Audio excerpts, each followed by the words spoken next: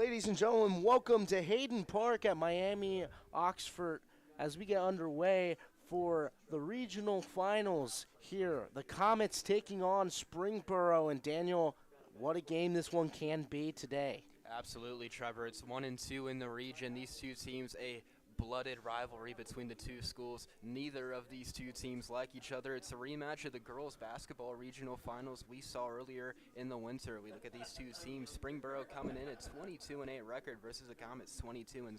So both teams lining up pretty solid on the day coming into today. We look at the pitching matchup today for the Comets. They're going to be running out the sophomore Jaden Bakit, coming off of his last start versus Wayne in the district finals, where the Comets put up a 19-4 victory in that one at Lakota East. It was their biggest game offensively.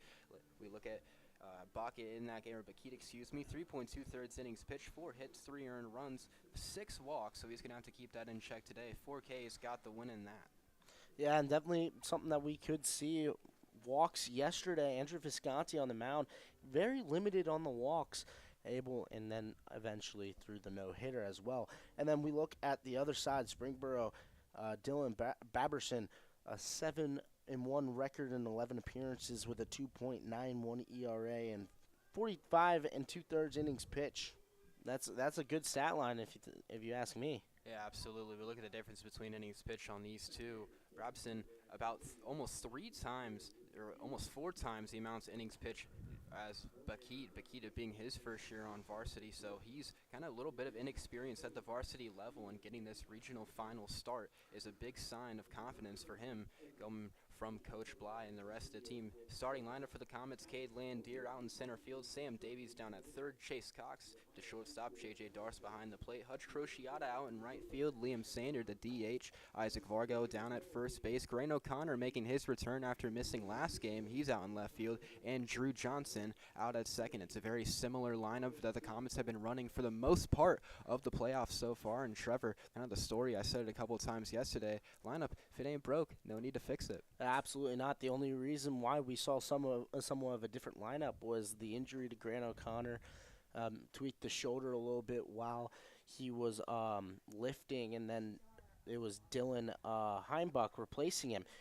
But today I expect the same lineup just to go out, do what they do typically. We look at the full 9 for Springboro. Micah Brandon playing shortstop. He's leading it off today. Ben Valentine, the third baseman, and then Jacob Kane in left field. Nick Hutchinson, DH. Blake Patterson behind the dish. Adam Smith. Colton Mullenkamp at second base. Drew Davis at first base. And then Vince Fortcamp, who actually has the highest batting average on the team, rounding out at 9 in center field with a .429 batting average. Yeah, we look at the winner of today's game will be sending their ticket to the state Final Four for the Comets. They made it there last year, won the state championship. They'll be playing the winners of Medina and Perrysburg. That'll be happening as well today. We look at Medina. They beat Glen Oak yesterday, a score of 9-8. Perrysburg over Jackson 7-2. And Shepard, we look at that potential matchup. Obviously, the big one being today, but Perrysburg and the Comets met in the semifinals last year, so a potential chance for a rematch. But they have one of the toughest opponents in the playoffs remaining right now in the Springboro Panthers. Yeah, this one a huge game, and a huge game it will be. We'll go ahead and head to a quick break. When we get back, first pitch here from Miami Oxford at Hayden Park.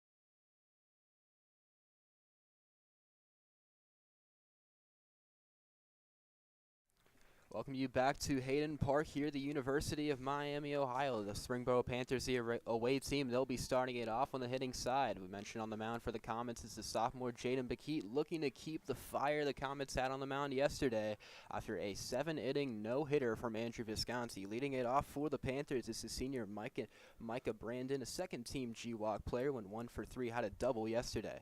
First pitch from Bakit, fouled off to the right side. First pitch of the game at 92 miles per hour for Jaden Bakit. He has that flame-throwing ability, is reportedly reached up to the mid-90s earlier this year. The 0-1 outside makes it 1-1. And Bakit, we mentioned there's some walk issues in that last game. 1-1 hit into right center field. Johnson able to lean under it. Was hit shallow right, and one is gone to start the top half of the first. Great job there by Jaden Bakit to get out of that one. Threw one that was kind of a floater that was easily hit to by Brandon and then popped right up to Drew Johnson at second base. Ben Valentin will stand in, the junior for the Springboro Panthers, a Louisville commit. Chops this right side, Crociata able to get under it, and quickly 2 are gone here in the top half of the first. Yeah, that one blew by pretty much. He kind of inside-out swing, popped it into right field. 93 miles per hour for Jaden Bakit. As we said, Daniel, he can throw pretty hard. He's so far been in the 90s almost every single pitch. Batting third for the Panthers, Jacob Kane went 2 for 3 yesterday with 2 triples, and one of those being a 3 RBI triple. We look at the Panthers, 5 runs in the second. First pitch from Bakit misses as ball 1.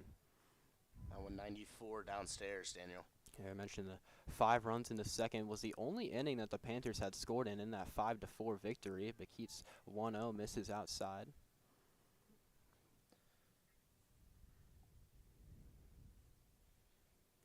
Here's a 2-0. One outside once more. The count now goes 3-0. And Bakit working very efficiently on the mound, taking very little time in between pitches, giving the batter almost no time to regroup. Here's the 3-0. Outside is a 4-pitch walk to Kane, and now 1 on. Something that you don't like to see is a 4-pitch walk after getting 2 outs, bringing up a pretty decent hitter, batting 403 on the year, and Nick Hutchinson. You mentioned with Nick Hutchinson was second-team GMC, 1 for 2 yesterday, worked a walk, had a strikeout, and an RBI. So the Panthers keep the top half of the first alive. They have 1 on. Kane only 1 stolen base on the year. First pitch from Bakit, hit right side, but it goes foul.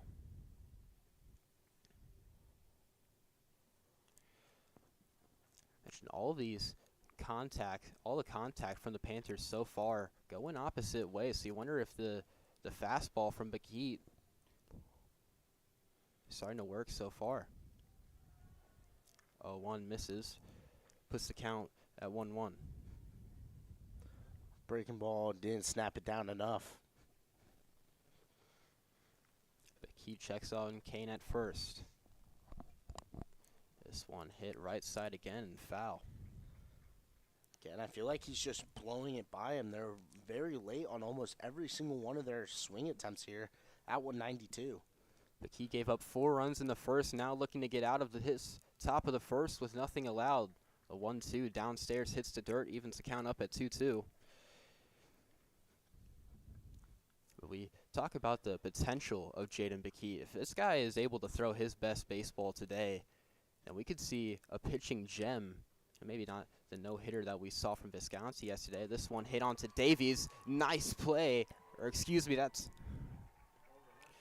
hit into left field. 1 run's going to come around to score. Into second is Hutchinson. And I eat my words.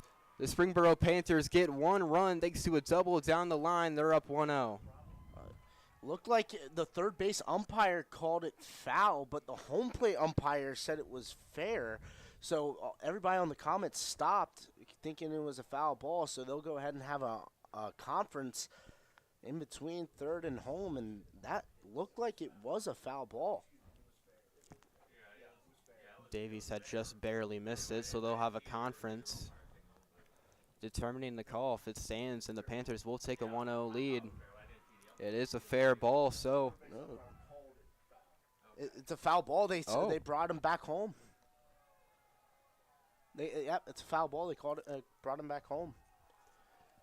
The Panther fans had erupted. They thought it was a fair ball. Instead,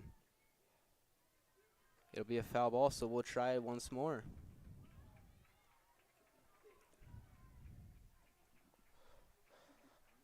It's a lucky break there for the Comets. So 2-2 once more from Bakit. This one hit right side. That gets down into right field. Kane will stay on second, so it's a 2-out single into right. And now 2 are on for the Panthers. Good piece of hitting there by Hutchinson to go the other way. Obviously, he wanted the one that was called foul prior to that, because that one ended up scoring a run. But now Patterson has a chance, claim another RBI for his season, and be his sixth. If he gets one here, it could be his 16th. Yeah, the senior was second team in the conference with a big chance to give the Panthers an early lead. Bakit here's the first pitch. That one goes in for a strike. Bakit, we mentioned, gave up 4 in the first inning to Wayne. That was all that he gave up that game, so was able to settle in. The last thing you want for the Comets is to get down to an early deficit. Here's the 0-1. That one hits the bottom corner for strike 2. 92-mile-per-hour fastball there. It really dotted that one, Daniel. Yeah, Bakit going fastball heavy so far. Now is it a great count. 0-2, trying to get out of this first inning. Gives a sign, sets, deals the pitch upstairs, puts it to a 1-2 count. I want to hit 95, a little high though. Hopefully we can see him trying to locate in the zone more, especially with how fast his pitches are going. Did get in the walking issues last start, had 6 versus Win. 1-2. Hit right side. Vargo tries to go on, but it goes out of play.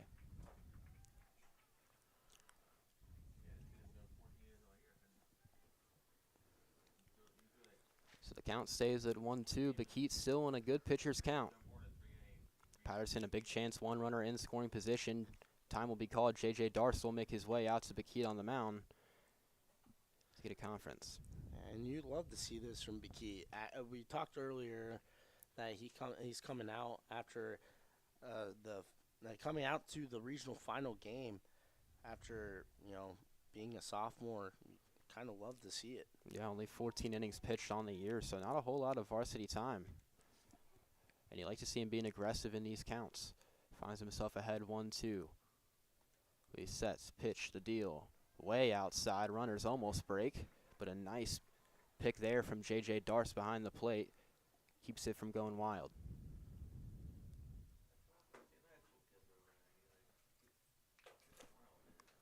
So the count gets even at 2-2.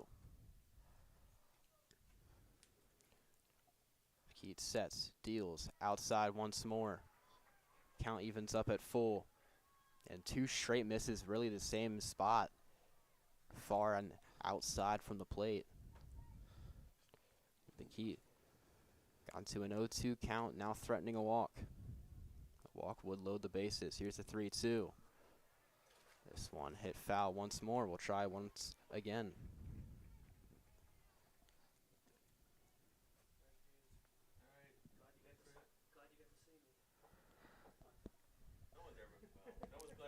Sophomore tries once more to get out of the jam. The 3-2 swung on and missed.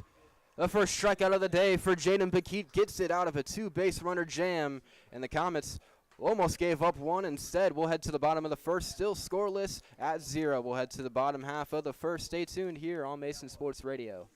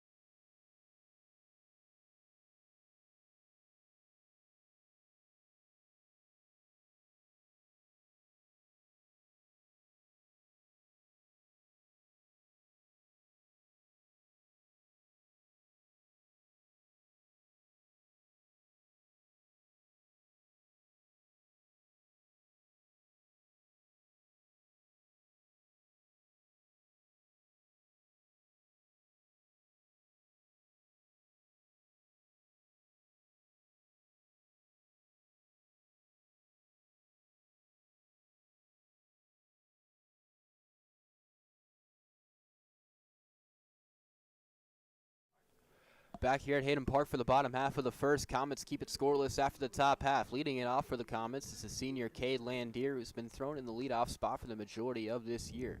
Brabston, the sophomore on the mound, first pitch. Breaking ball.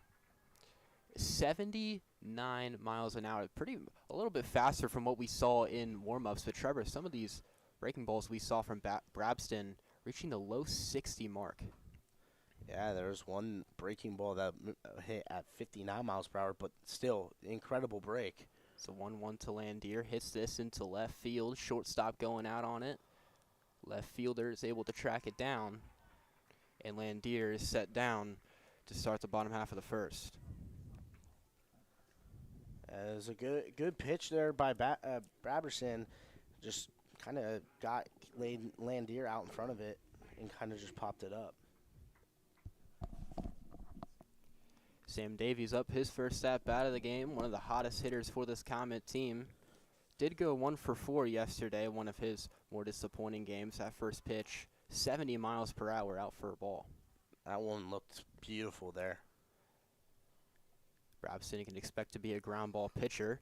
Davies hits this right side, first baseman Davis going, but it goes out of play. Yeah, you can definitely tell that he is a ground ball pitcher. 45 and 2/3 innings pitch, only 51 hits allowed, 29 strikeouts. The pitch to Davies down low for ball 2.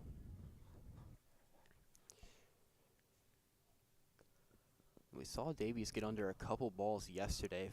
Flew out to the second baseman twice. Hits this right side. That goes foul. Count goes now to 2-2. And he wasn't the only one that popped out like that multiple times. Also, J.J. Darst, the catcher. Yeah, Comets, you think with such a slow pitch pitcher on the mound, better chance to square it up.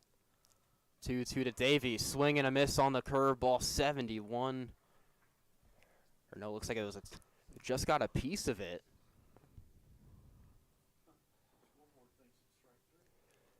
So just barely got a piece of it. I apologize for that. We'll try the 2-2 once more.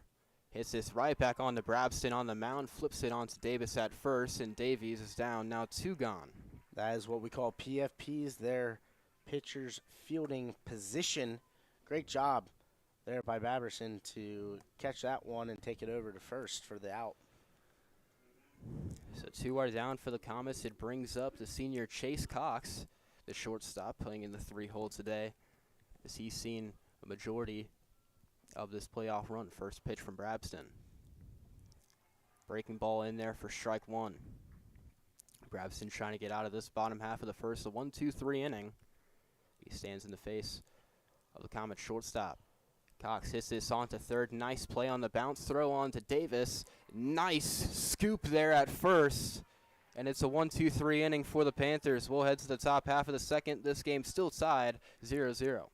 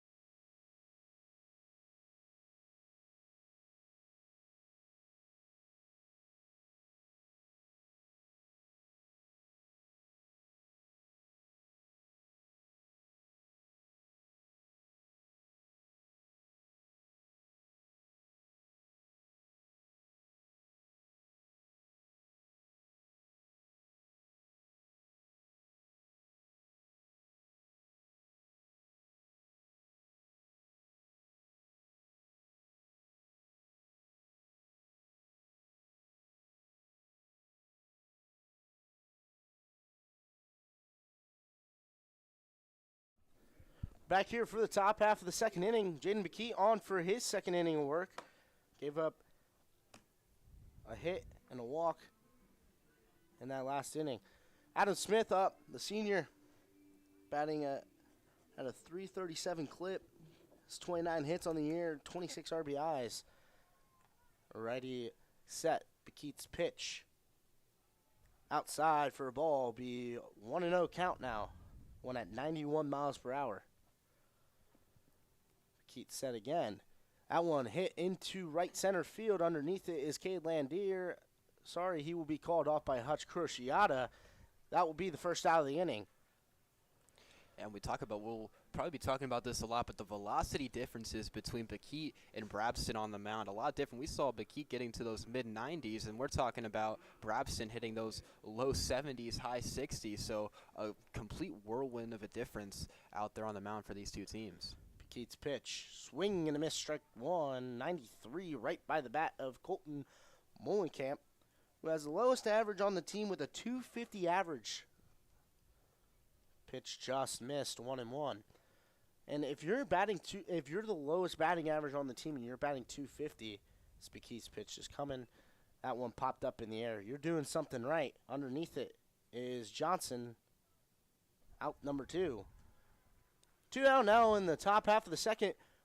Bakit looking for a 1-2-3 inning in his second inning of work. And this Panther offense having a tough time getting ahead of these pitches from Jaden Bakit. We've seen the right side of the infield and outfield be super busy with Johnson and Cruciata. And those mid-90s fastballs. Is that one in for a ball? These mid-90s fastballs, you're going to expect to see a lot of that from Bakit so far today. And as we continue to go through. Bakit's 1-0 is inside, almost hit him. 2-0 now on Drew Davis, the senior. Banged .297. It's 22 hits on the year. Bakit set the pitch. In there, in on his hands. Davies throw on to first. In time for the third out, a 1-2-3 inning. Great job by Sam Davies on the charge and a great stretch and catch by Isaac Vargo at first base. We'll go ahead and head to a quick break. When we get back, the Comets out for their second inning of hitting here on Mason Sports Radio.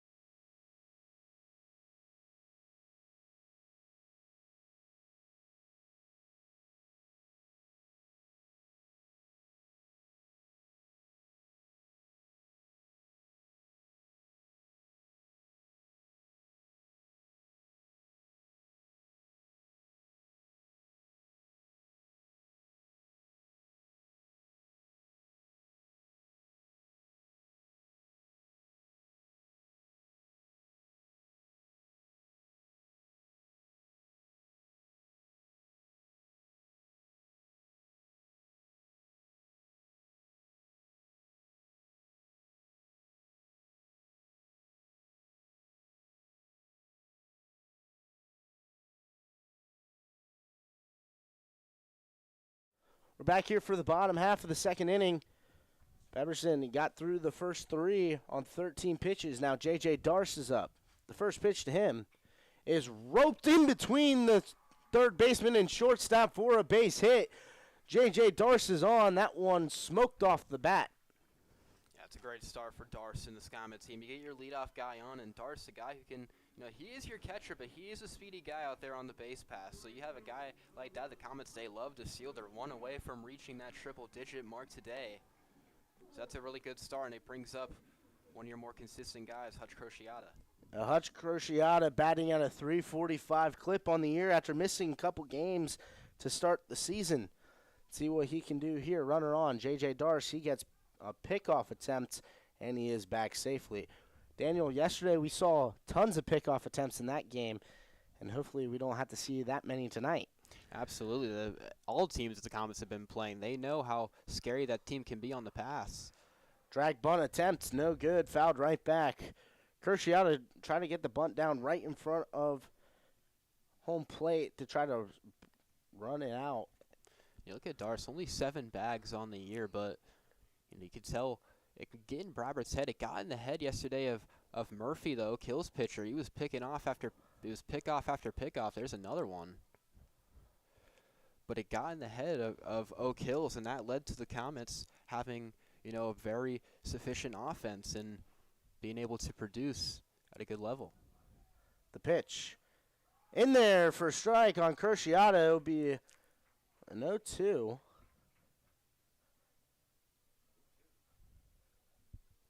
We saw Crociata had struck out 2 times yesterday.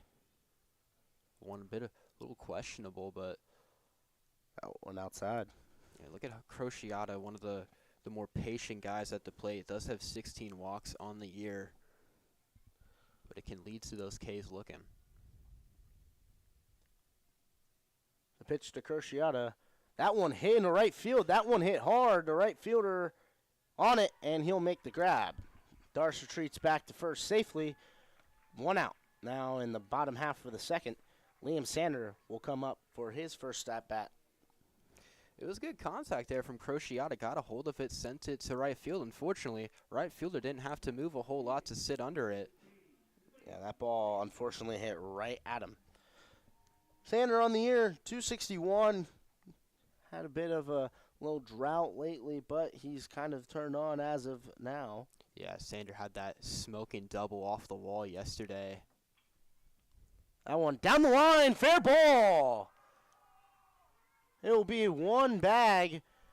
Everybody moves up a station.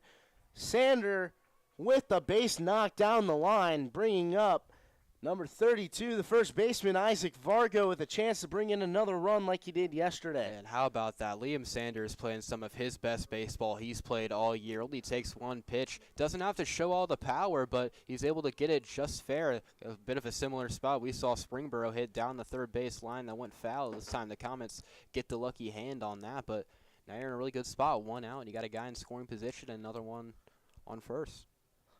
The pitch to Vargo. Breaking ball, foul, right side. We'll go over with a 1-0 count now on Vargo. That one hit 69 miles per hour on the breaking ball. And Vargo had 2 for 3 yesterday, put 2 through that 6'5" gap. You got to think Vargo, who's more of a ground ball hitter, doesn't have a whole lot of power, but can just bloop something through, could easily score 1. That one just a bit low and outside. 1-1 count now on Vargo. Right-handed hitter against the right-handed pitcher.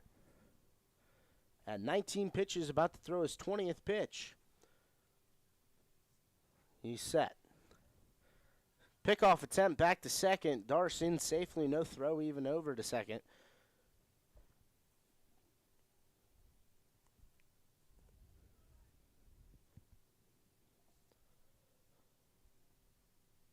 Pitcher set. The pitch. Just low and outside. 2-1 count now on Vargo. And now we're seeing Brabson starting to work around Vargo. Vargo, like I just mentioned, not a power guy. He's just a get the bat on the ball kind of hitter. And that's exactly the kind of guy that you want up in a spot like this. Any way to get an early lead against this 1-seed Panthers team. Breaking ball in there for a strike. 2-2 now on Vargo. That one looked exactly like the last 2. Not quite sure the strike zone we got going on here so far as Rabston set.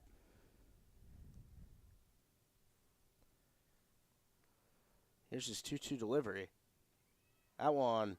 Outer half calling a ball. Full count now for Vargo. And Trevor, I remember these two teams had scrimmage at the beginning of the year, and Vargo had hit a double off the wall. And, you know, I joked around with him, said, you got to hit the weight room a little bit. And he was like, this pitcher's throwing 70. I can't hit anything.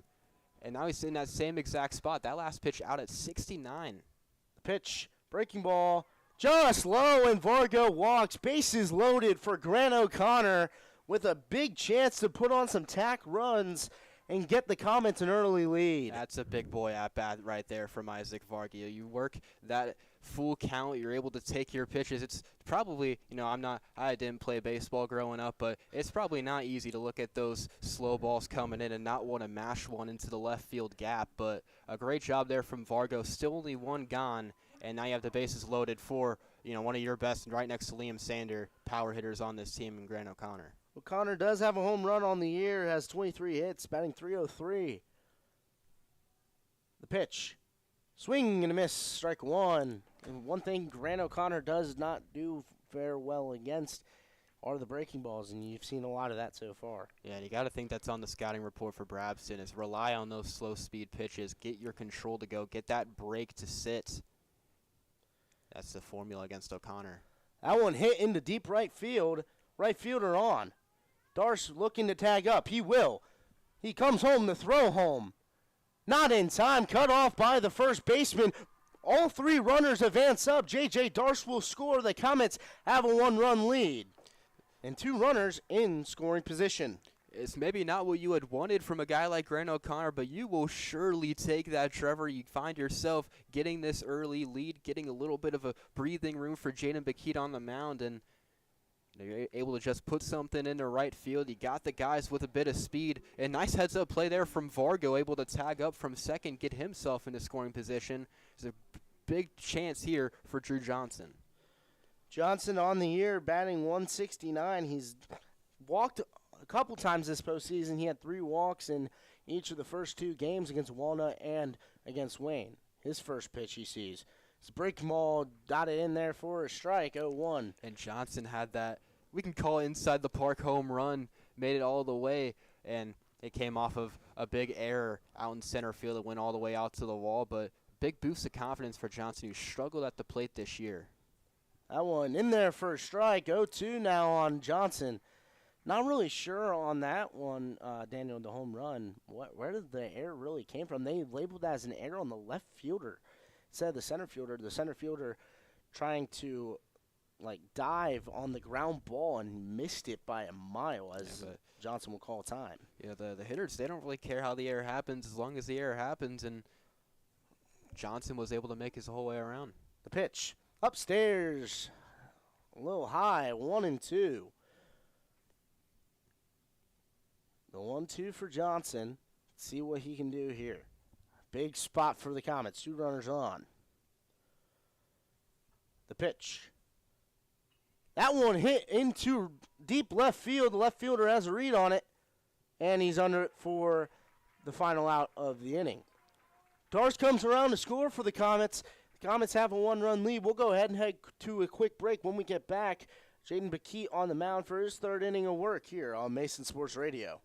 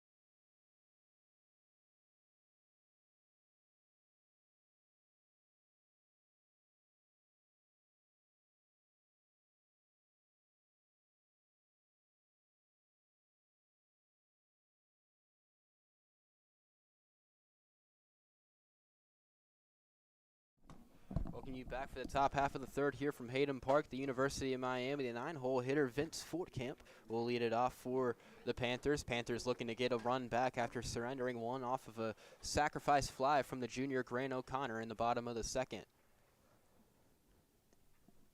Jaden Bakit out for his third inning of work. It's the first pitch. This one hit up the middle, going to be a good play for Cox, but it gets through his glove into center field. That's a leadoff single for the Panthers, so they have their leadoff man on. Great job there by Fortcamp. Again, highest average on the team. Able to poke that one through. Micah Brandon will step in his second at-bat of the game. Flew out to Drew Johnson out at second to start it off. And something to mention, the Comets able to turn double plays. A lot of the time it's going to be a bunt. That one goes down the right field line, foul. That's a good bunt attempt there by Brandon, trying to just get the runner up to at least second base. And Brandon, a guy who has 16 steals on the year, so he has that speed going down first. So you like the idea of a bunt.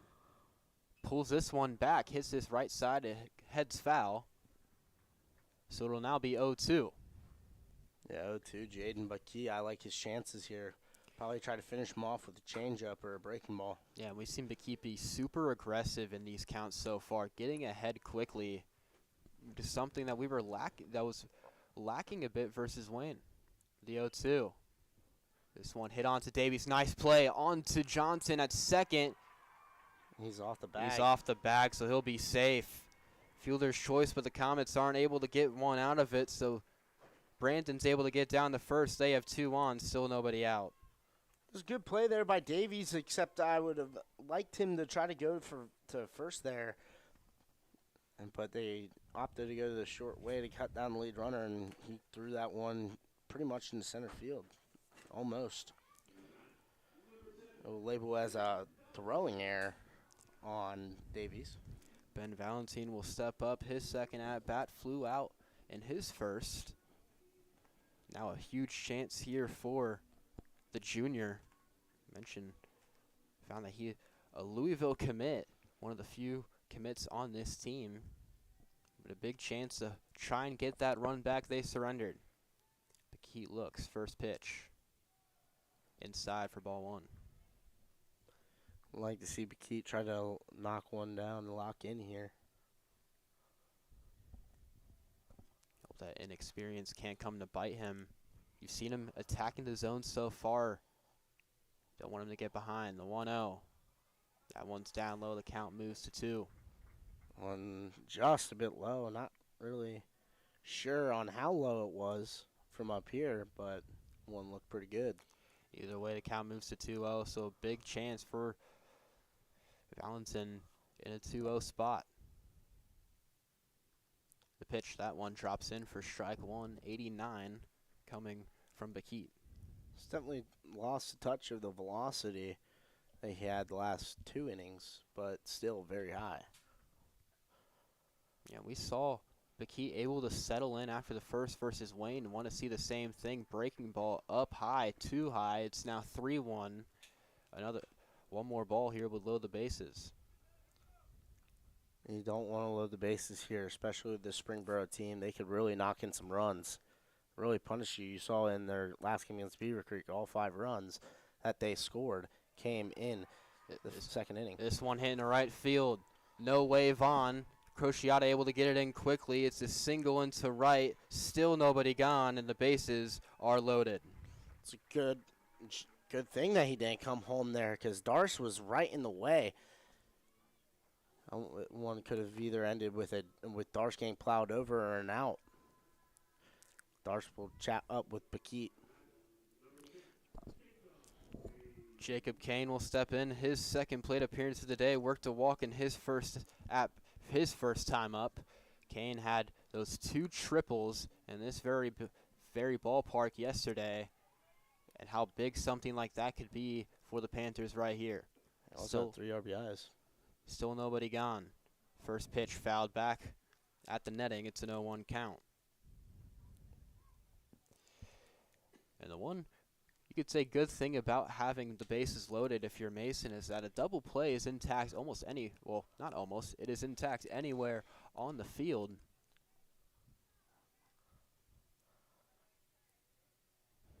Could see them potentially going home here for now if they need to on the corners. They've worked a couple ground balls so far today. Another one here would be huge. The 0-1 from Bakit. Outside, count moves to 1-1.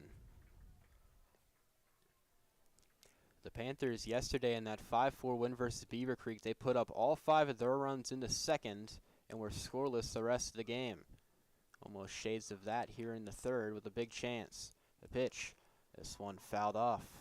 Count moves to 1-2. A K here from Bakit would almost, you wouldn't say really shift the momentum, but could give this sophomore such a huge boost of confidence, and a K here can put in an inning-ending double play for the next batter, but he still needs to get through Kane.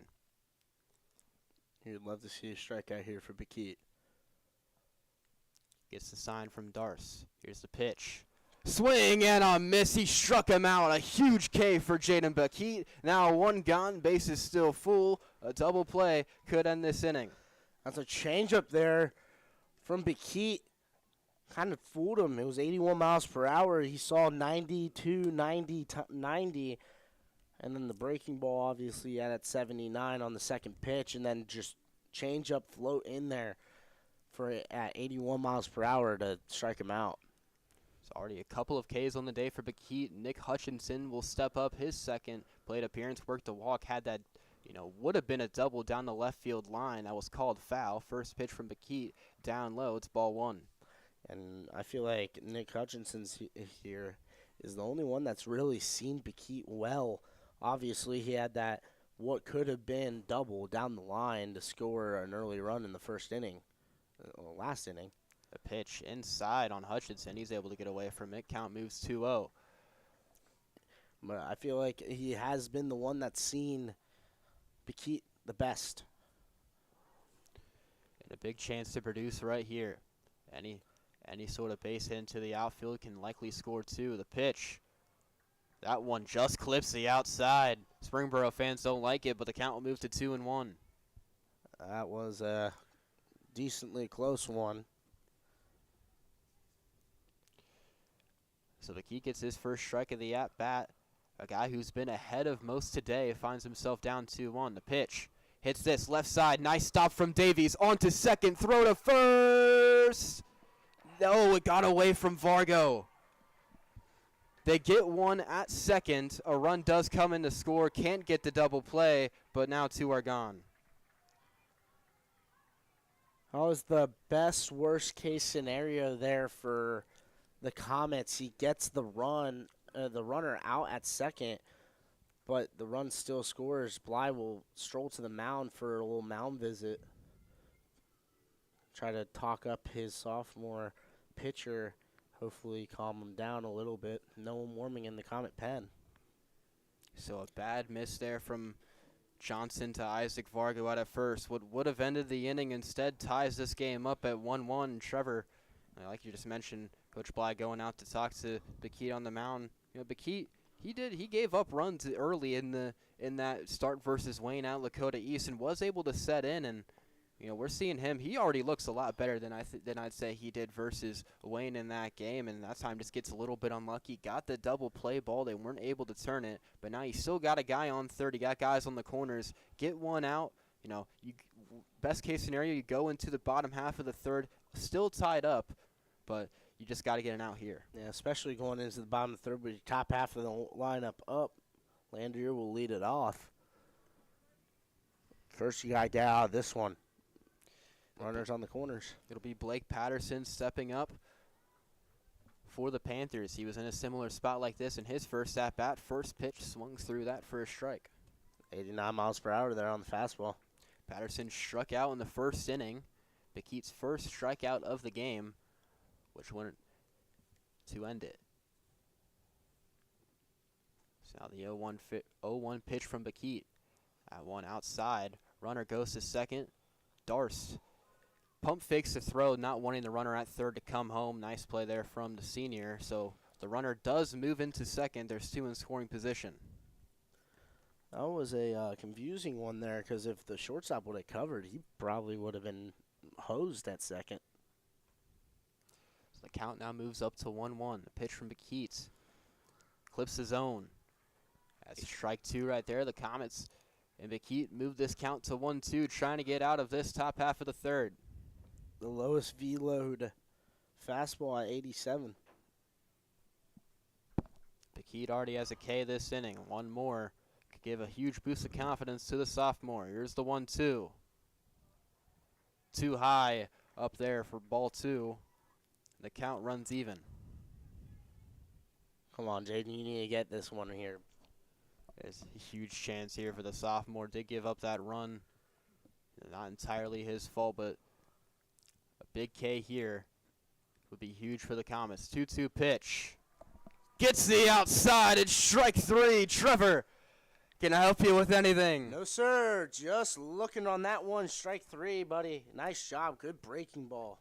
2 strikeouts in the inning for Jaden Bekeet. We head to the bottom of the third. The Panthers do get one here in the regional finals. We'll head to a break. Stay tuned for the bottom half here on Mason Sports Radio.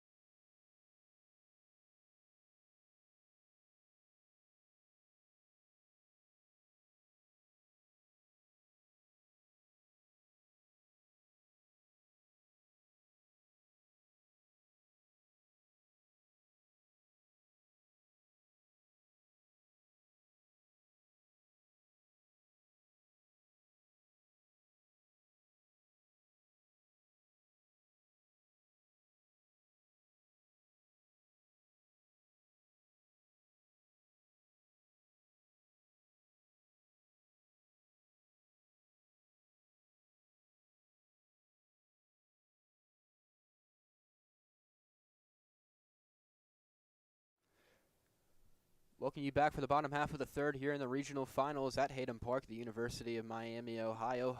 Cade Landier will lead it off for the Comets. Flew out to left field in his first at-bat, looking to get something started here, the top half of the lineup. It wasn't that bad of contact either there by Landier on the flyout. Just unlucky. First pitch from Brabson clips the outside corner at the 77-mile-per-hour off speed. The count now 0-1. That one almost same location, but it misses for 1-1. Landier, you would think probably the best case scenario for your leadoff guy for the Comets. You know, batting in the one hole, but also leading it off here this bottom half. Ball hit up the middle. Nice play by Brabson to able to get it stopped, but Landier is able to get to first safely. Throw just a bit late, and Landier is on to start the bottom half of the third. Almost a PFP there by the pitcher. He bobbled it. It got past him, and it kept rolling. It rolled a little behind halfway point between the mound and second base before he was able to pick it up and throw it over to first. No way you're catching Cade Landier in that situation. Absolutely. A guy who has 28 steals, a GMC leader in that category, going to run out those balls 100% of the time. Sam Davies steps up for his second at-bat. Big chance, throw back on to Landier. He's back in safely. Expect that a lot tonight. A lot of pickoff moves already so far in this game, and just expect even more of it. Davies had grounded out to Brabston in his first at-bat. That one drops in for a strike. And the count moves to 0-1.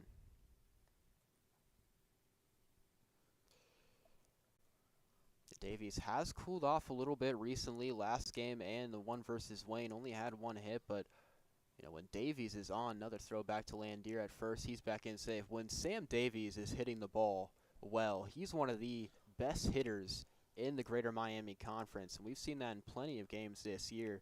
This one hit into right field, going back, that's down into right field. Davies shooting for second, Landier into third, and he's in there. It's a sliding double for Sam Davies. Comets have two in scoring position. Nice job, Sam Davies hits that one into the right center gap, and he was on his horse. Also, Cade Landier on his horse to try to get over to third. Two runners on, both in scoring position for Chase Cox. I like our odds here, Daniel. Yeah, it wasn't hit super hard off the bat, but it was a nice play from the right fielder, Smith, to get in front of it. Did take a giant bounce to keep a run from scoring, but the Comets, they just gave up a run. Now they're in a picture-perfect spot for Chase Cox. Still nobody out and two guys on. That was a Derek Jeter-type hit, the inside-out swing into right field. First pitch to Cox, breaking ball at 70, goes in for a strike. Cox grounded out to third in his first at-bat. It was a 1-2-3 inning for the Comets in that bottom half of the first. Now complete 180 here is the 0-1. Cox hits this into right field once again. Smith going on, makes the play. Landier will tag. Coming home, slides in. He's safe. The Comets regain their lead. It's 2-1 here in the bottom of the third.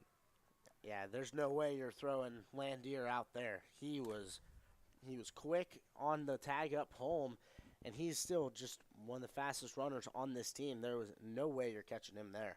Davies had thought about tagging, went off the bag for a second, but kept his stance at second base. So now it's one gone for the Comets. They get one in. J.J. Darst will come up.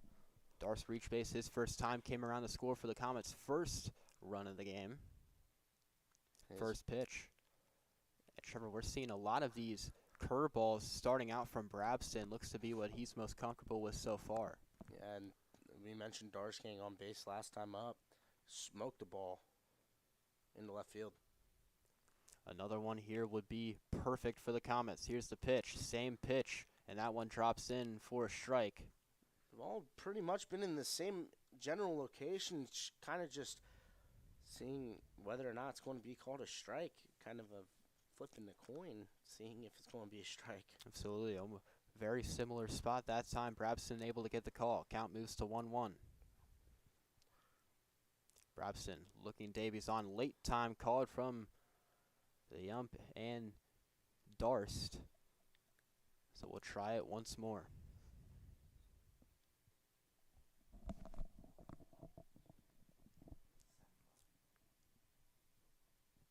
So one gone. Davies stands alone on the base pass at second. Here's the pitch. This one hit into right field. That has a chance to get down. Smith able to make the play. Davies going to tag from second. Throw into third.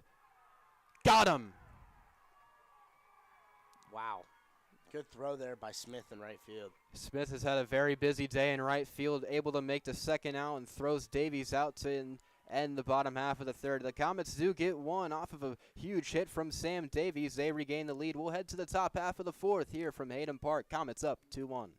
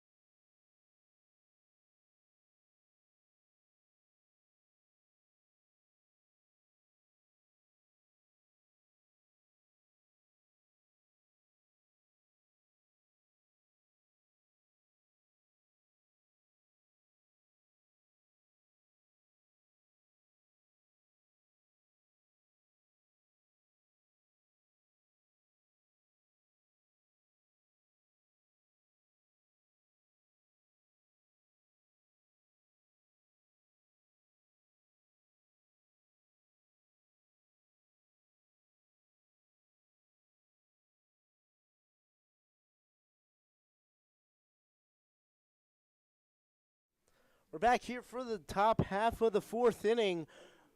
Three full innings down. The Comets have the lead 2-1.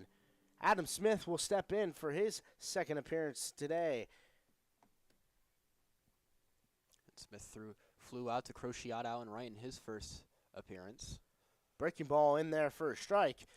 Be 0-1 now on Smith. Great breaking ball there from Jaden McKee. His second pitch, pretty much in the same exact location that one caught a ball. I mean, that looks like a slider from Bakid. That thing has some movement tonight on these breaking balls. That one chopped. Second base side. Missed both the second baseman and the shortstop into center field. That will be a base hit for Smith, bringing up Colton Muhlenkamp for his second at-bat. Yeah, a little bit of miscommunication between Johnson and Cox, but really that ball just bounced over both of their heads pretty much. That took a crazy bounce. And Trevor, we've seen a couple of these so far tonight in the outfield and in the infield. You know, this ballpark and this field giving these hitters some very generous bounces leading to some base hits. Absolutely, as now Jaden Bakit from the stretch. First pitch, way over the head. Breaking ball slipped out of the hands of Bakit. Muhlenkamp squared to bunt on that one. Yeah, J.J. Darce will make his way out. Definitely not what you want to see from Jaden Bakit in a place like that. You can get away with it if there's not a guy on, but now you advance the runner in Smith onto second. Still nobody gone. You look at with Smith as well. Only 4 stolen bags on the year, so it doesn't go a whole lot. But him out in right field does have that speed. Swing and a miss. Actually, a foul tip into the glove, handled by Darst. Be a 1-1 count. 86 mile per hour on the fastball there, the lowest one of the outing so far for Bakit. Yeah, you hope that maybe he didn't use all of his velocity in those first couple of innings. One hits the gun at 89, low and away. 2-1 count, and he squared the bunt there. Vargo broke in hard, but pulled it back. No outs, runner on second. That one chopped right to Cox at short. He goes for the lead runner and does not get him out.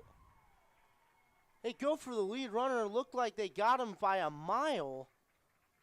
And Bly will come out to talk to the third base umpire. Yeah, that one's close, and a bit of a debatable decision there from Cox. You think if it's a surefire play, then you go for third to get that out. Instead, you just let the runner get down to first so they can see if it's a smart play or not once we get this confirmation from the umps. If Cox is able to get it to Davies and they do call it out, then that's a huge play for the Comets to get a runner out of scoring position, and you'll take the trade-off of letting a guy on first. Me personally, Daniel, I don't like this play here from Cox. I think you should take the surefire out and then leave it up to Jaden Bakit if he's going to get out of the inning unscathed or not. But now you kind of put in a point where it's up to now he has to get another out here and try to get a double play. Runner at first is definitely going to be in motion. Yeah, so they are going to call him safe at third. So now you got 2 guys on the corners, nobody gone. It's been an offensive battle so far. Even though on the scoreboard it's 2-1, these offenses have been producing. And we saw Springboro get in a spot like this. Bakit got that ground ball double play that the Comets just weren't able to turn. But he's been good in these spots. Pitch just inside. That pitch probably called a strike earlier. Will be called a ball. 1-0 count now on Davis. No one out. Runners on the corners. The pitch. That one bunted. Foul. Ball. Yeah, we've seen the past 2 at-bats. We saw Munkenship in his at-bat go to drop a bunt as well. So this Springboro offense just trying to play the small ball, advancing their runners, and you are able to get a good bunt down, likely the first base line. You can get this game tied up. The bunt that you want here is one right back at the pitcher and him come home with it. And Davis has been struggling. Went 0 for 2 with 2 strikeouts versus Beaver Creek yesterday. I want to hit right down the first base line. Foul. 1-2 now. Would he look to bunt here and possibly strike out? If it goes foul or swing away, I'm going to guess he's going to swing away here. Yeah, you got the 2-strike count. You don't want to drop a bunt. Those 2 bunts that we just saw from Davis both kind of went in the same spot down the right field, down the first baseline. So you got to be swinging. But here's a big chance for your swing and miss pitch from Bakit. Pitch. Breaking ball, strike 3. Pulled the slider and he struck out, and he was not happy after the strikeout. Yeah, like I just said, Trevor, get that swing and miss pitch. That breaking ball looking super good from Jaden Bakit today. His fastball has been tailing off in velocity, but that breaking ball making up for it. And that's a huge strikeout because now, like we had last inning, that double play is intact to end the inning. Bakit's gotten a couple ground balls today. They haven't gone Mason's way defensively, but you can change that narrative very quick. I want a breaking ball in there for a strike. 0-1 now on Fort Camp. Definitely not the guy you want in this situation. High batting average, 438 now on the year. Yeah, first team G-Walk player batting 9th. When do you see the best hitter on a team batting 9th? When you want people to get on base. And it's in between. Rum will score on the bunt.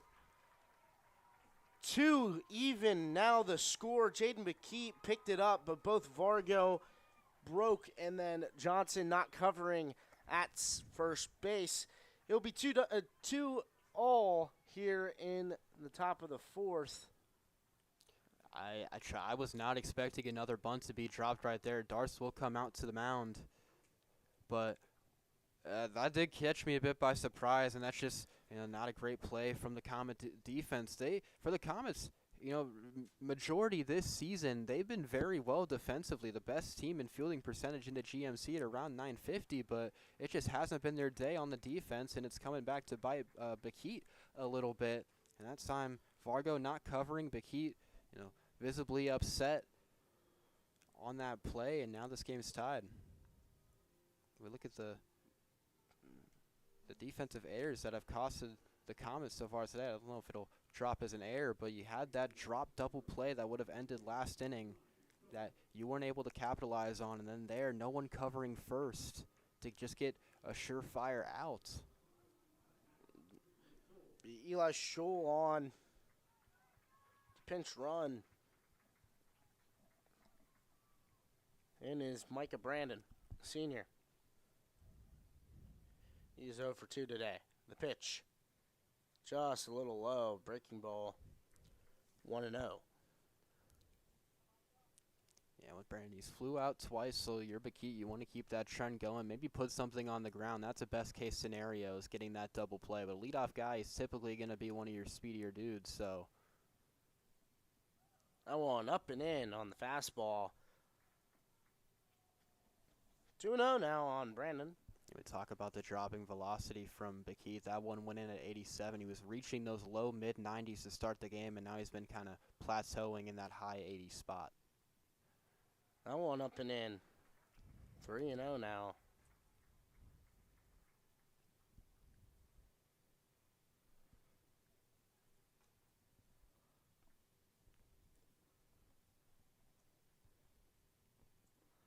Bakit set. The pitch. Called strike 1. 3-1 count now on Micah Brandon. It's a nice job of clipping the inside zone. We haven't seen many inside strikes from Bakit so far today. It's been more on the outer side. That one hit to Cox. Through. Grant O'Connor comes up firing home. Tipped on the glove by Davies. Bases loaded now. Big spot here for Springboro. Could potentially give them their first lead of the game. Yeah, it's one of those singles not hit very hard, so usually you'd think you're going to have your guy going, but Grant O'Connor was able to shoot right to it, and a nice throw in, and O'Connor, a very strong arm out there in left field. The third base coach for Springboro, holding their guys steady.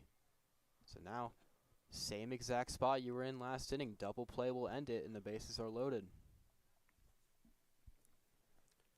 pitch. Outside. 1-0 now on Ben Valentine, the junior. He's 1 for 2 today. And we mentioned the Comets do have the junior Aiden Hanger warming in the bullpen. Last time he was out, did turn one. That one hit right side, foul. 1-1. You mentioned Aiden Hanger in these couple games that he's come out to pitch in quick outings. Last outing we saw him pitch a third of an inning, which was against Wayne. Just came out, got one out, and then was out for the game. Time called by Darce. He'll go out and talk to Bakit. Yeah, we've seen many times today of Darce going out to talk to the sophomore. It's nice you have that senior presence of a catcher. Darcy's, been one of the most impressive catchers, impressive defensive players for this Comet team. So going in, talking with the sophomore, trying to find a way to get out of this. Bakit ready. The pitch. Outside, blocked by Darce. 2-1 count now on Valentine. This is the last guy you want to have up if you're the Comets. Valentine has 10 doubles on the year, leads the team towards the top of the G-Walk.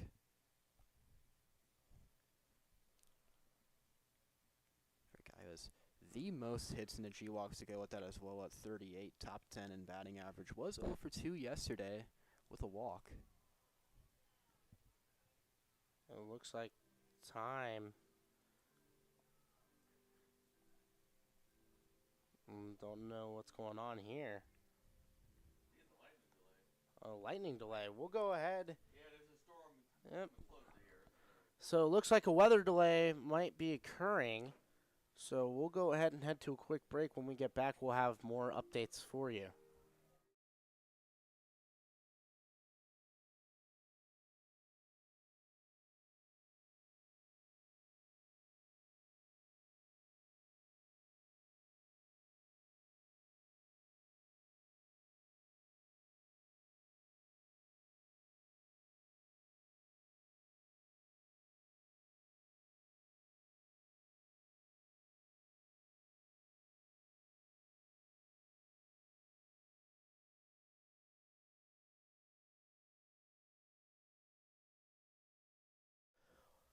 We'll go ahead and head. We have a weather delay here for about a half hour due to some lightning happening around in the Oxford area.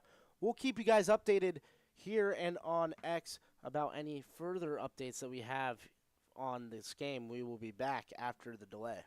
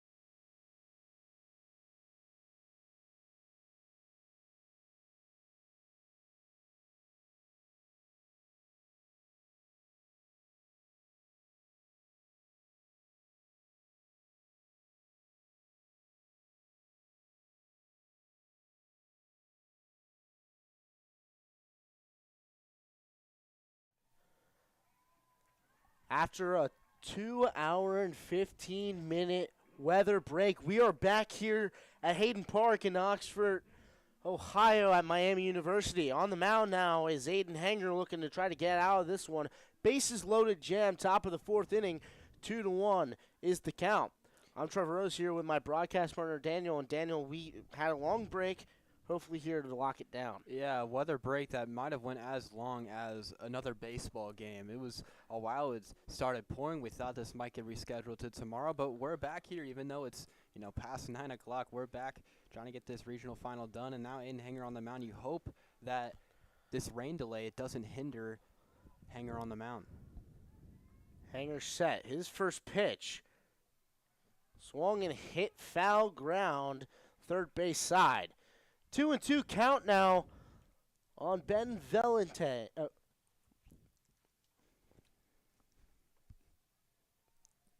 Ben Valente, and you look at this Comet team, kind of forgot what the score was looking like or the players on base, but it's a huge chance for the Panthers here. The double play is intact. If the Comets can get out of this.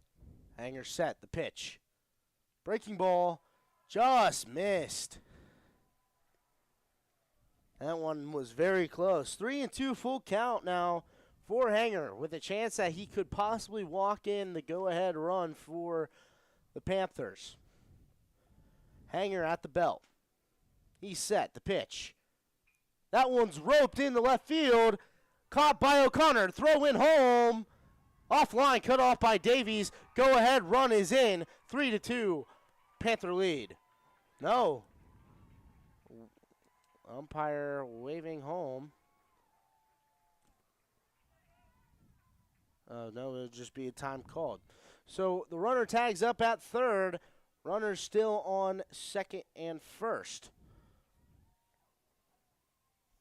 That's a great job there. The power hitter does exactly what he has to do. It does get the out, but either way, Springboro has the lead back once more and still threatening to add on. Yes. They go to appeal the runner at third that he tagged up, and he indeed did tag up. So 2 outs now. Runners on second and first. Jacob Kane up. The first pitch came from Hanger. In there for a strike. 0-1 count now. And Kane's struck out in the third inning. His last at-bat reached on a walk in his first. But the guy who, if we mentioned his previous at-bats, had 2 triples yesterday. So has that speed and that power lurking. Hanger set. The pitch. Just outside. That pitch looked pretty good. Pretty much in the same exact location as the last one. But that one will be called a ball. 1-1 count now on for Hanger on Jacob Kane. Hanger checks the sign to the belt. The pitch. Breaking ball, foul. Rocketed toward the Comet dugout and a little high. Be a foul ball. 1-2 is the count to Kane. Comets hopefully able to get out of the jam that they were in with only 1 run. Kind of the best worst case scenario for the Comets. Yeah, you already gave up the 1. You're in a decent spot here with 2 outs. Do have a guy in scoring position, another guy on first. And Hanger, a big ground ball pitcher. Just try to get anything on the ground, keep it in. The pitch from Hanger just outside. That pitch looked good. Half the Comet team even walked off the field. Just missed it, though.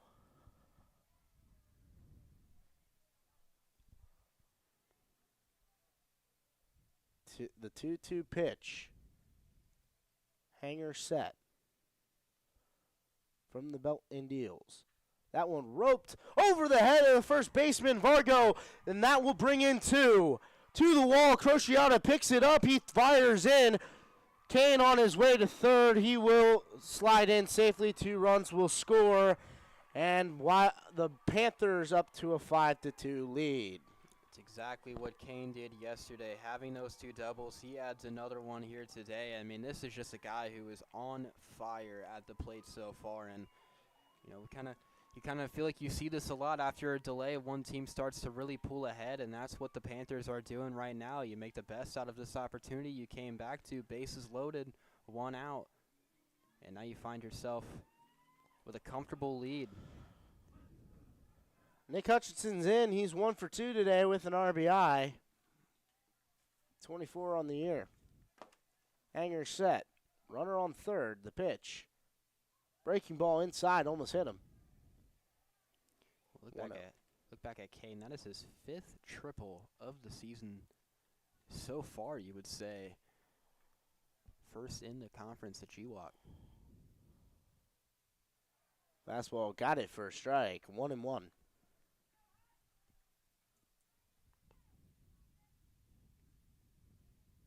Here's the 1-1. The pitch.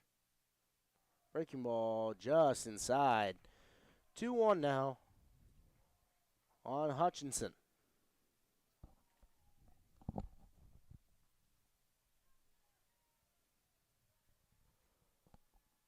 The pitch. That one hit into right field. Down, base hit. Kane will score. And it's now 6-2, a Borough lead. And Bly will come out for a chat. Yeah, just not the outing you're wanting so far if you're Aiden Hanger. You know, came in last time versus Wayne, only pitched a third of an inning, was able to get out of it off of just 1 pitch, and this time Panther offense just looking to have his number so far. And we talked about the high power and the high scoring of this Springboro team. They scored all 5 of their runs in the 2nd inning yesterday, and now they're putting up a plethora here in the 4th to take this lead. So it's going to be up to Comets getting out of this, and then you're really going to need your high-powered offense and an offense that has been playing very well recently to get the bats back going. Absolutely, as Bly taking a long talk with Hanger. They're just unlucky. They are absolutely hammering Hanger here so far in his first, quote, inning of work. He's pitched a third of an inning, gave up 3 base knocks. Umpire pulls Bly off.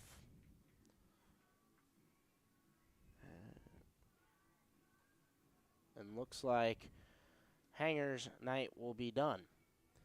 In come the freshman, Ollie Stewart. We'll go ahead and head to a quick break while he warms up. We'll be back here on Mason Sports Radio.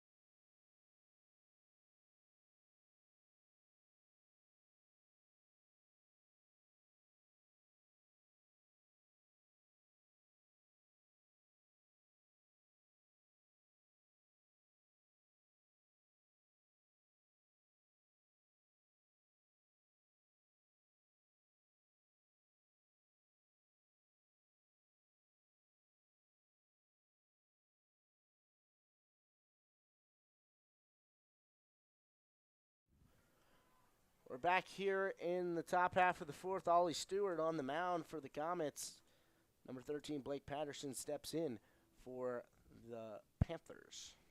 Yeah, Ollie Stewart, the freshman, he's been coming in some high leverage spots. We saw him versus Kings at Prasco Park earlier this season, shut the door in a bases loaded situation. First pitch in on the hands, shots foul. But Now you're in a spot where, this inning has already not gone your way for the Comets, finding yourselves down 4. Just get out of this. Get your out. Get out of the inning. Bring the bats back up. Limit the damage that's already been done. Stewart set the pitch. Just high on the fastball, 1-1.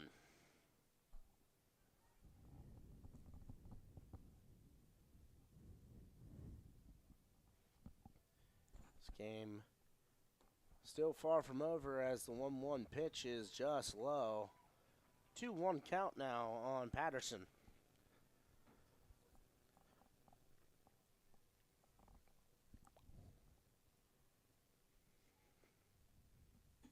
The pitch. Swing and a miss. Change up there, got it. 2-2 count with 2 outs. Comets trailing by 4.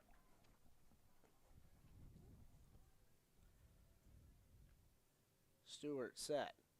His pitch. Swing and a miss, strike 3. Fan the fastball right by him. That won the inning, in the half inning. We'll go ahead and head to a quick break. When we get back, the Comets offense has a lot of work that they need to get done here in Oxford on Mesa Sports Radio.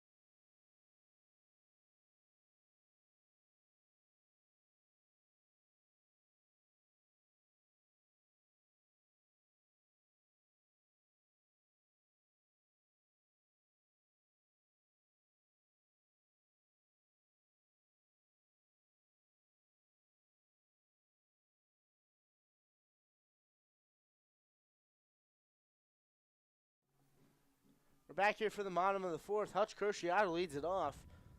Dylan Brabston still on the mound for the Panthers. 40 pitches through 4 innings of work. He's allowed 4 hits, 2 runs, and a walk. And you're surprised to see Brabston still on the mound. The Comets, they took out Bakit after the delay, and after 2 hours of not playing, they're keeping the starter out there. That one misses outside. 1-0 on Cruciata. The pitch. Inside. 2-0. And like we said, this game is far from over. The Comets, were in this very place a couple weeks ago versus the Olentangy Orange Pioneers, and they put up a 4 spot in this inning of the bottom of the 4th. So this Comet offense can produce any time. Called strike. 2-1 now on Cruciata.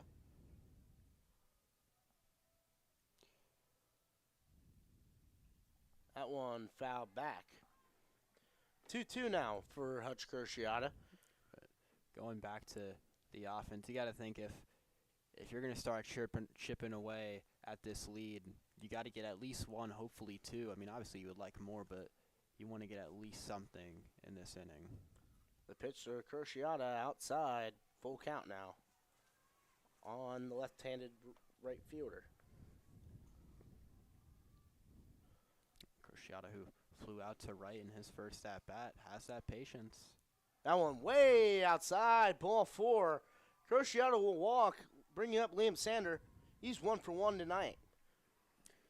And this is the guy you want to have up to get something going, Liam Sander. He's been hitting the baseball super hard recently. Like you said, had that single in the second inning.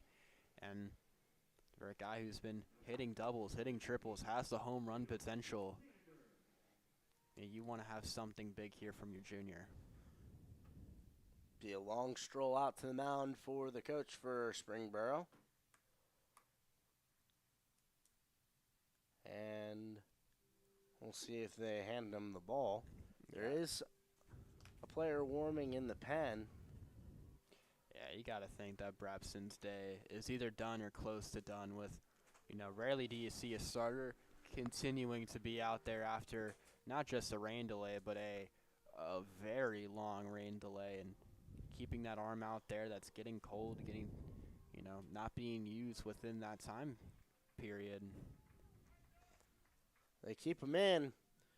Coach will stroll back to the dugout. Sander up with a big chance. Just shows how much confidence that Springboro has in this sophomore to get out of this.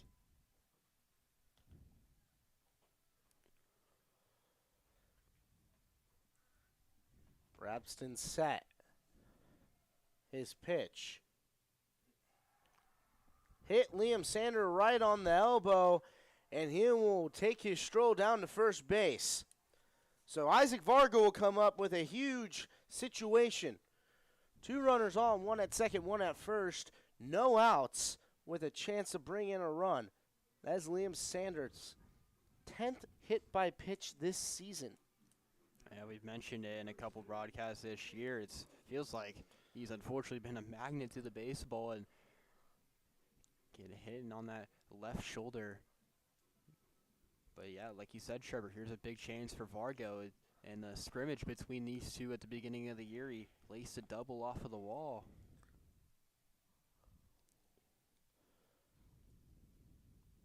Coach is deciding, and they will take the stroll out. Head coach comes out. Looks like Brabson's day will be done. Takes the a slow roll. Everybody touching gloves, and the ball will be handed. Yeah, and you got to be very happy about what you just got from your sophomore in Brabson. Through a few innings, did give up a couple runs, but his offense had his back. They put up 6 for him, gave him that cushion, and now you get to go to your bullpen, bring out some of your guys, and try and shut this Mason offense down. Go ahead and head to a quick break. When we get back, we'll be set for the remainder of the 4th inning.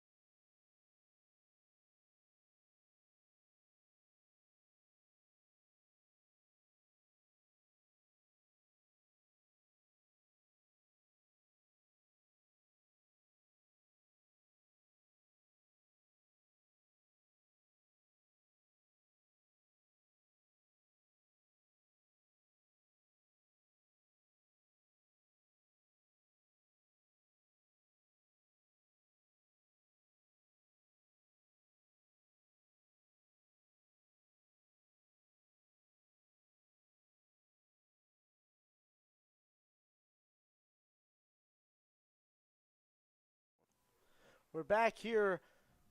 Jacob Reinhardt in 43 and a third innings, 6-2 record, 3 saves, 42 punchouts, and a 1.77 ERA. He pitched yesterday against Beaver Creek, 2 innings, and ended up getting out of the game then. Vargo up, a big opportunity. The pitch. He squares the bunt, pulls it back. Called a ball, 1-0.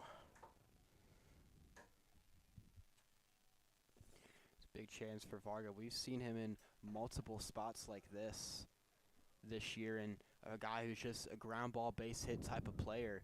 You would expect to see the bunt being dropped. The pitch. Vargo bunts it right at the Springboro dugout. 1-1 count now.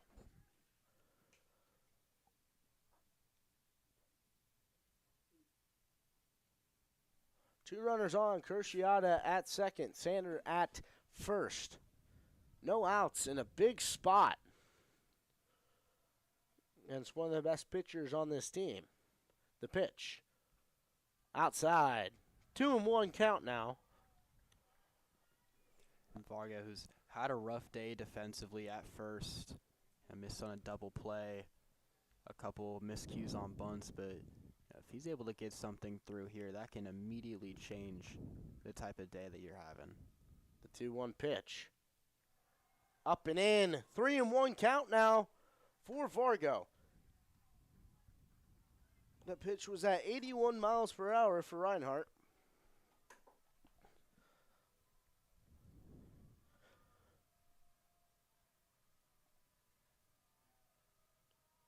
Here's the pitch. Called, strike 2, 3-2 full count. That one, tad bit inside, called a strike. That's how it's been pretty much all night long. Vargo only 6 walks on the year. How big this one could be. The 3-2.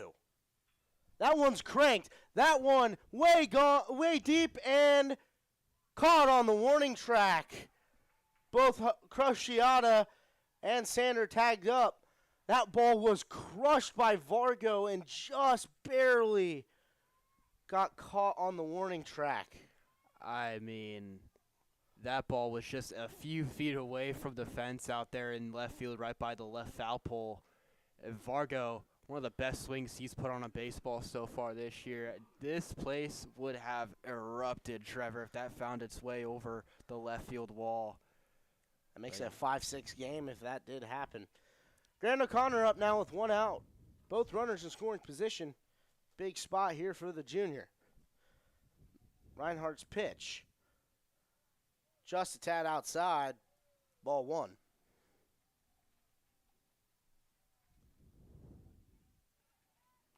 Grant O'Connor, this is your power hitter. This is a guy you would expect to hit something deep and threatening for a home run. You need a big swing right here. The pitch. That one popped up in the air, first base side. First baseman underneath it. Puts a squeeze on it. 2 outs.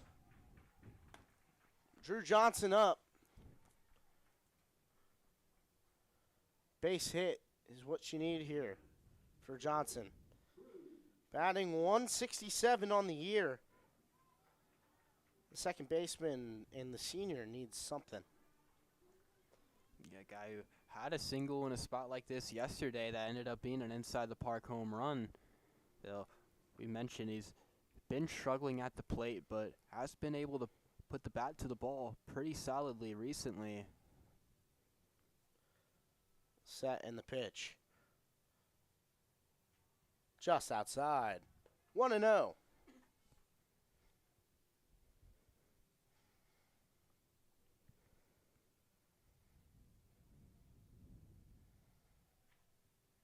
Time called by Johnson.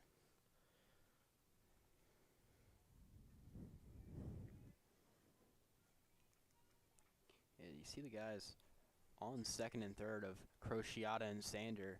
Both of them having pretty solid speed. Obviously, Cruciata out on third. You're not worried about him, but Sander. That ball low. Cruciata faked the break home. And it was ended up smothered by the pitcher on the block by Patterson.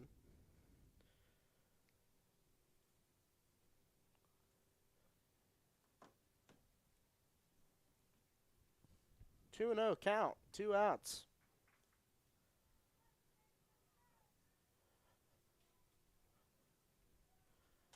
Johnson needs something here.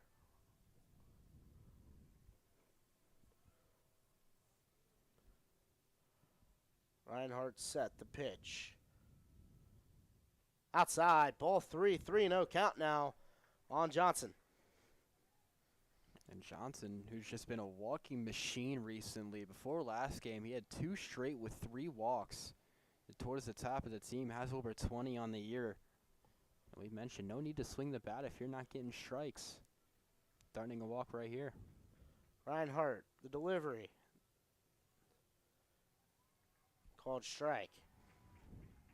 3-1 count now. And Johnson had moved away from that ball. It looks like it just got the inside part of the plate. Either way, you having that red light right there. Now you got to look for your pitch. Time call by Johnson, with the 3-1 pending. Not quite sure if that last pitch was a cutter. Started in like it was going to hit Johnson and then hit the zone. The windup in the delivery from Reinhardt. Called strike 2. A pitch that was called a ball earlier in the at-bat. Called a strike here. Full count now. 2 outs. Runners both in scoring position.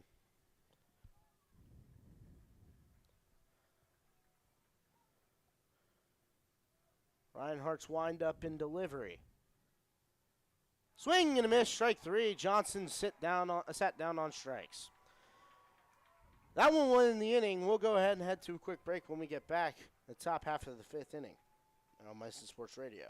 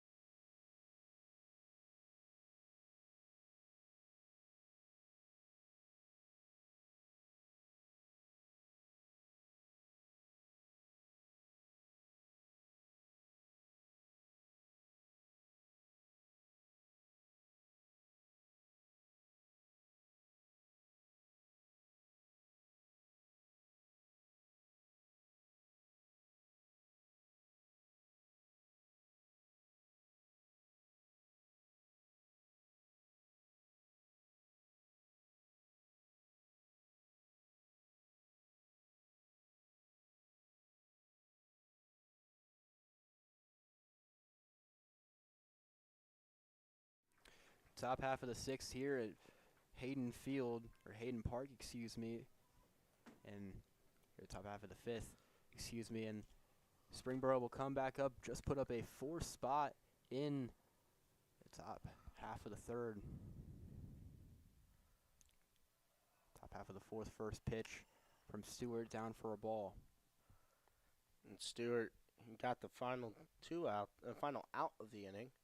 Hopefully he can come in and try to bolt something down. I think already a lot of damage done from the Springboro offense. Just limit. Try not to have any more insurance. This ball crushed into left field. That ball's down at the wall.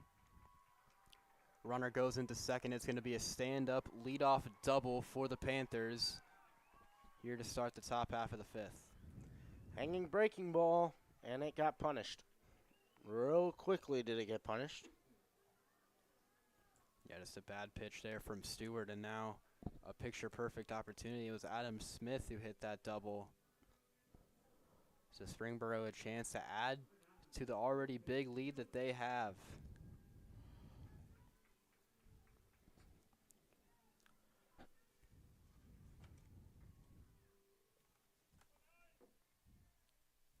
Camp held at bay today. 0-2. 0 for 2. First pitch from Stewart. That one doesn't hit. Ball 1. So now Mullenkamp's second team GWalk player. It hasn't had the most productive day today. It's that one foul. Yeah, I got something to up the confidence here for the kid on the mound, the freshman. Yeah, and Stewart's been in high leverage situations a lot this year. Did come in that win versus Wayne. Shut that one down. This one hit right side. Diving play from Johnson. It gets into center.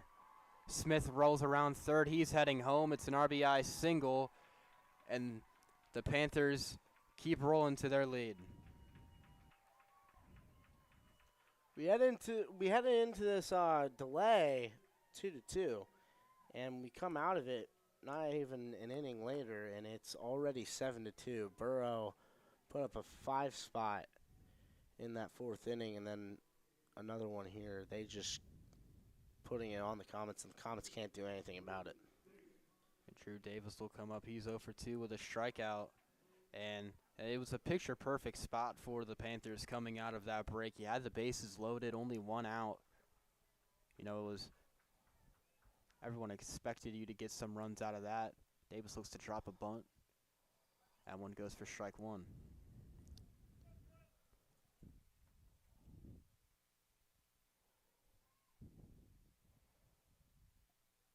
J.J. Darce looked to go out for a meeting. Instead, he'll stay back.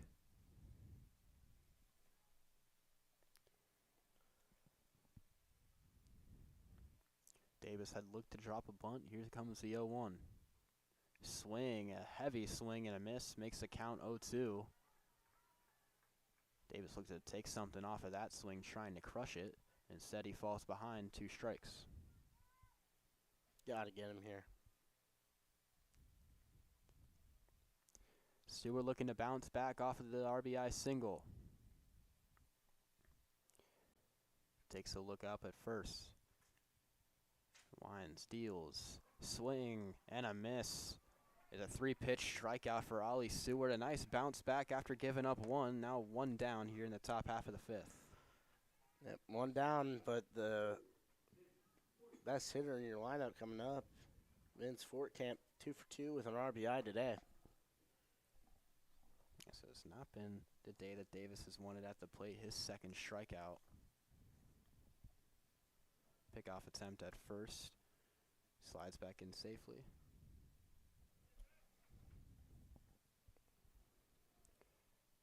Fortcamp, he's came around to score twice, a pair of singles on the day. Pitch from Stewart outside makes the count 1-0.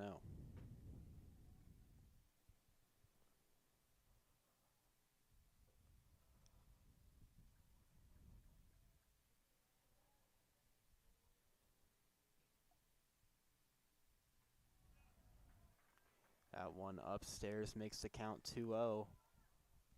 Stewart falling behind one of the most consistent and better hitters in the GWalk Conference.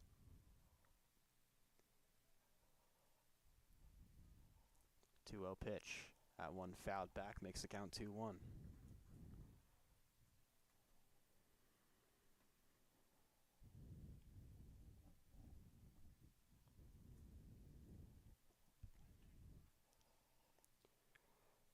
Stewart retired the last hitter via the strikeout, now in a 2-1 count. Fortcamp looks back on at first, pickoff attempt, he's back in safely.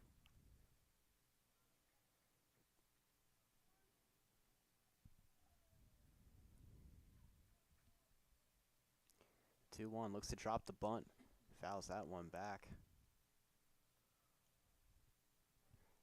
The count will even up.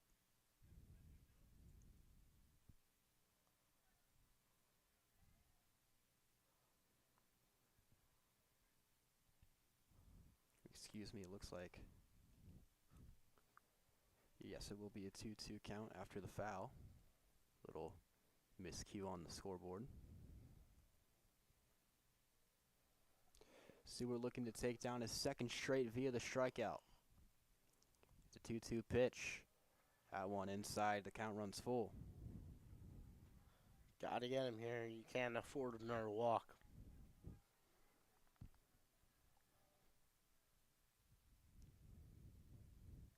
Stewart looks back at first. Now sets 3-2 outside, and it's another walk surrendered from this Comet team. The Panthers now have 2 on with only 1 out.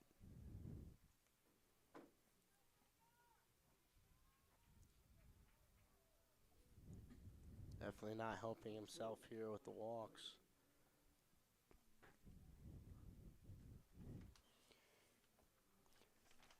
Top half of the order comes back up for the Panthers. Micah Brandon steps in, looking to drive home a few more runs for this Panther offense. First pitch from Stewart looks to drop the bunt. That one will go in for strike 1.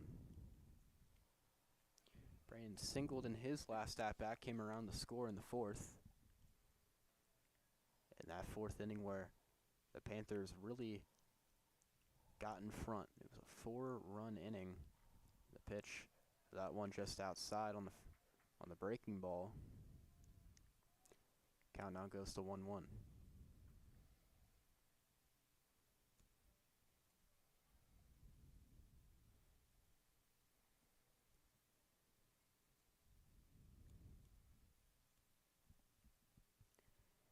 One from Stewart. That one gets the top half of the zone. He's ahead once more at 1-2.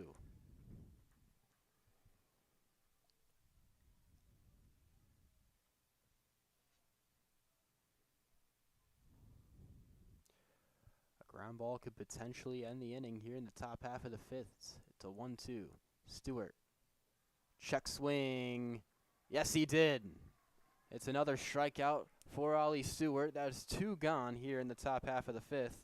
And Trevor, that's a big one for the freshman. That's exactly what you needed. You needed to dial something up and get some leverage, and that's what you got right there is a strikeout with some leverage. Now Ben Valentine, who pretty much started all of it in the 4th inning after the weather delay.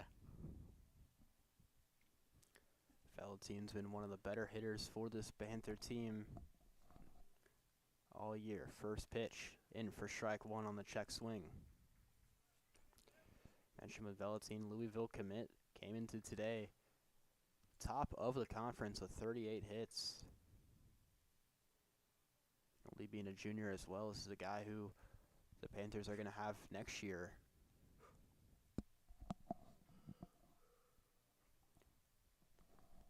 The 0-1 from Stewart. Hit right side, that goes foul. Stewart still being aggressive here these past couple of at-bats. He gets ahead 0-2.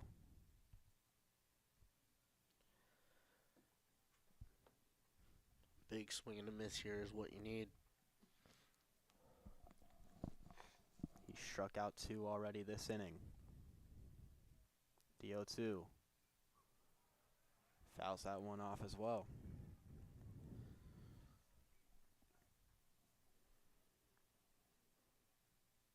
You like to see with the lead that the Panthers have, Stewart not trying to pitch around the hitters, not trying to work as many walks.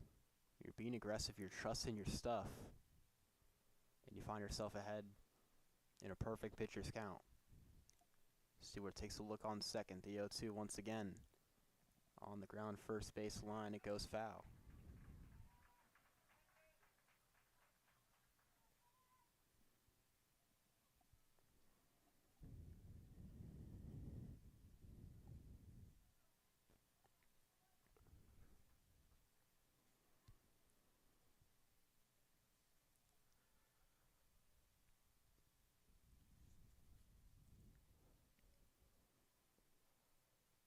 Try the 0-2 once more.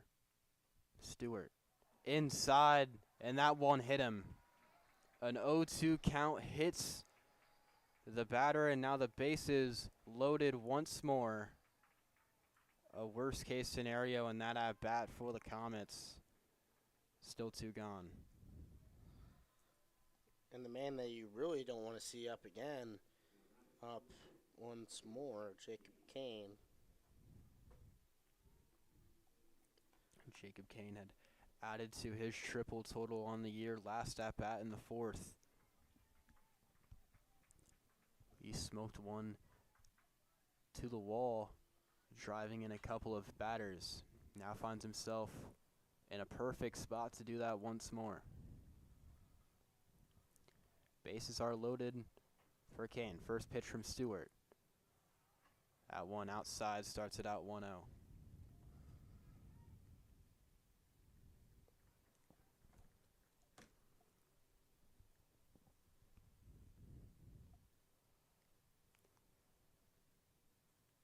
Here's the 1-0 from Stewart. Thought about going, falls in the strike zone. Count evens up at 1-1. And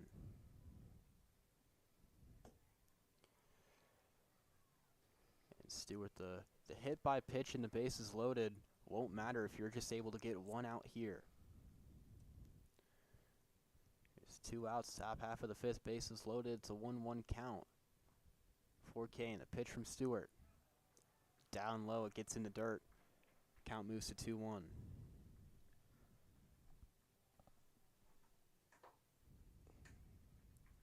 These next couple pitches here have to be your best if you're Ollie Stewart. Stewart, we've seen the swing and miss pitches for him working in some scenarios today. Kane at 2-1. Here's a pitch. Way outside. Count moves now to 3-1. A walk would bring in another run and potentially give the Panthers a 6-run lead. Clyde will step out.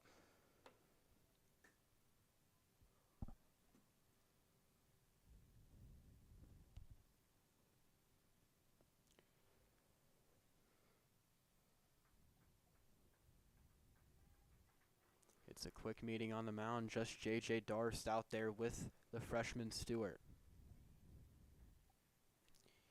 And a perfect hitter's count for Kane at the plate.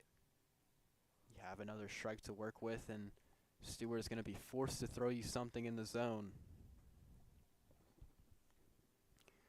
And Stewart, mostly a strikeout kind of pitcher, isn't like an Aiden Hanger or some other pitchers on this team who love the ground ball kind of stuff. 3-1 once more from Stewart.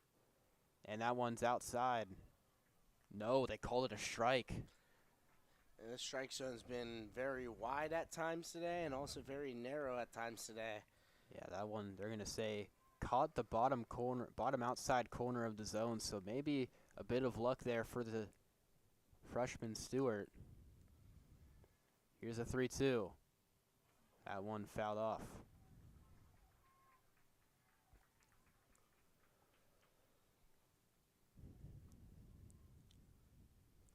It's a 5-run lead for the Panthers. One more ball would make it 6.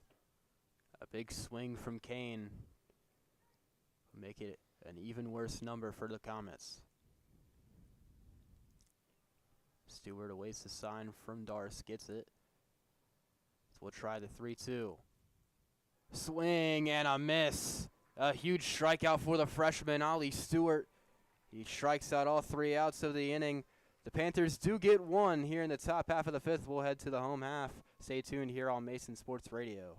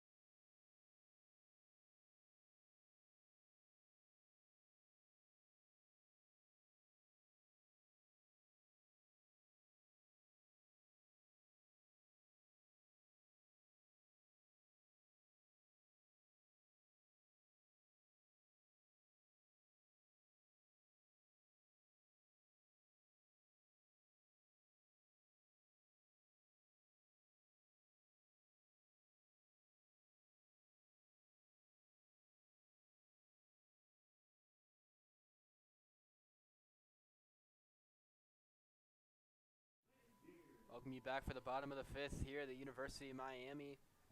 At Hayden Park, Cade Landier steps in to lead it off for the Comets as the top half will start it off. Landier had singled in his last at-bat, came around to score. The Comets can use some of that fire once more. Reinhardt still on the mound, first pitch, upstairs for ball one.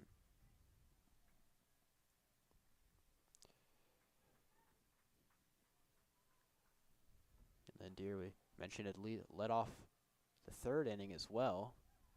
That one hits the outside for strike one. And this is the guy who you're going to want to be up for the Comets. If he can just get on base any way possible, potentially swipe a bag, almost 30 stolen bases on the year. The 1-1 pitch. That one drops in almost the same spot for strike two. Time called. Catcher will go out to Reinhardt on the mound. Reinhardt's 17th pitch of the outing. Had 21 yesterday against Beaver Creek in 2 innings. Came in for the save. And not only is Springboro ahead on the leaderboard there, had also in hits, doubles, and triples as that one hit left side, third baseman sprinting for it, but it goes foul. So we'll try the 1-2 once more for Landier. But another thing that's kind of concerning is the Comets have 4 left on base. 4 runs that could have been. Springboro has 8 for their night, and they've struck out 8 times. Springboro has. Yeah, those runners left on base can be one of the hardest stats to look at after a loss. The 1-2 from Reinhardt. Slash left side, that goes foul once again. I like seeing the battle here from Cade Landier. 1 for 2 on the day, 347 to average on the season. Kind of hope that he can just get something. Just want to reach base any way you can if you're the senior. The 1-2 from Reinhardt once more. Hits this, popped up to second. The shortstop will go under it. And Landier is retired to start the bottom of the fifth.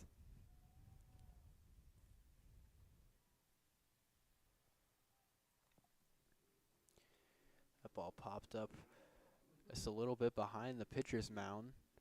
And Landier, who had fought off a couple to stay alive in that at-bat, ends up going down. Back foot breaking ball. Swung right out of his shoes pretty much. Sam Davies steps in with 1 out, first pitch. That drops in for a strike. Davies hit a double that scored Landier in his last at-bat into right field. He's 1 for 2 on the day. Here's the pitch. Swing and a miss on the outside.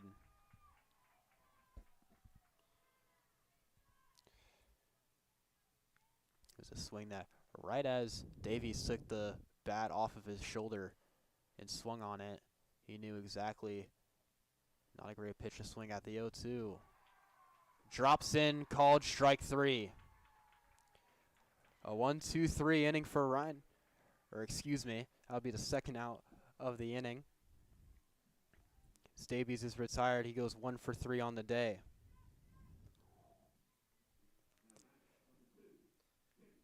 Chase Cox up 0 for 1 today, has a sac fly, RBI.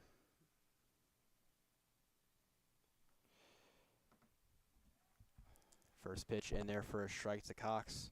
Comets running out of time to try and make a comeback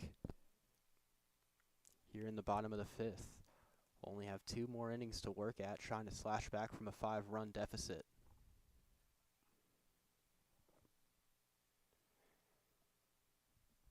It's a 1-0 count to the shortstop. Pitch from Reinhardt.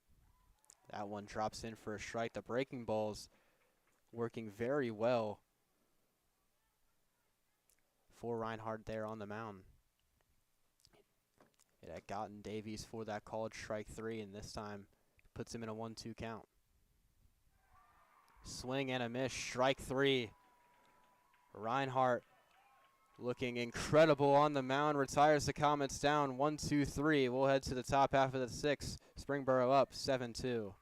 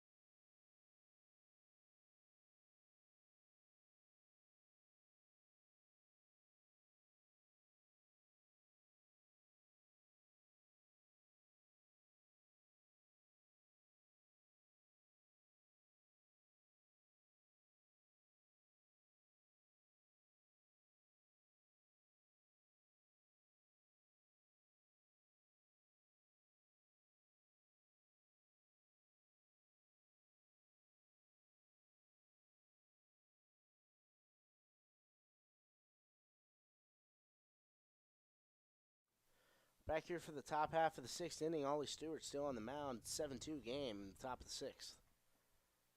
He's set, the pitch. That one popped up right side, foul ball. Good pitch there by Stewart. On the first one, it reached 80 miles per hour.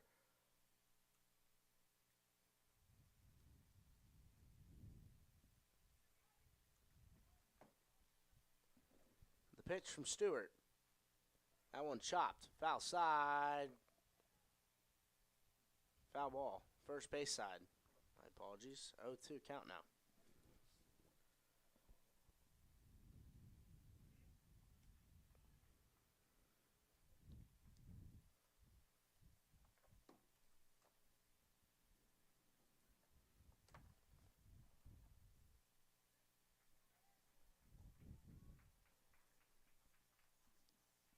It's an 0-2 count.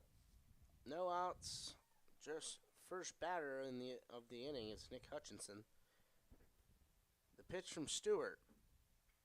One hit to Johnson at second. He grabs it on time at first. First out of the inning. And Hutchinson flying down the line. He almost ran that one out to first. And Johnson kind of taking his time getting it to Vargo. But it does retire the first batter. Blake Patterson, he's 0 for 3 today with 3 strikeouts. He has 3 of the 8 for Springboro. The pitch. Swing and a miss. Fastball upstairs, up and in. Cut right through it.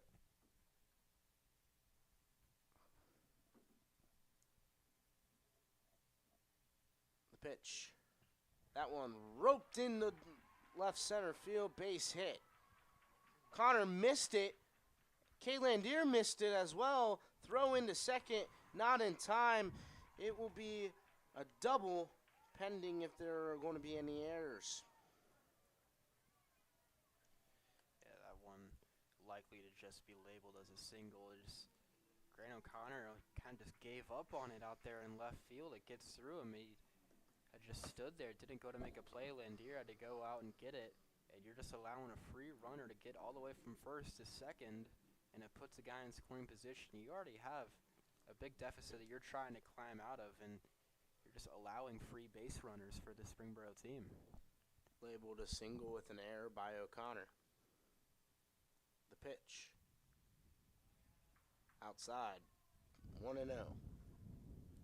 Adam Smith up. He's 2 for 3 today. He's doubled and singled in his last 2 at-bats. Came around to score both times. He's been one of the big producers for this team. That one fouled back. 1-1 count now with 1 out and a runner on second base.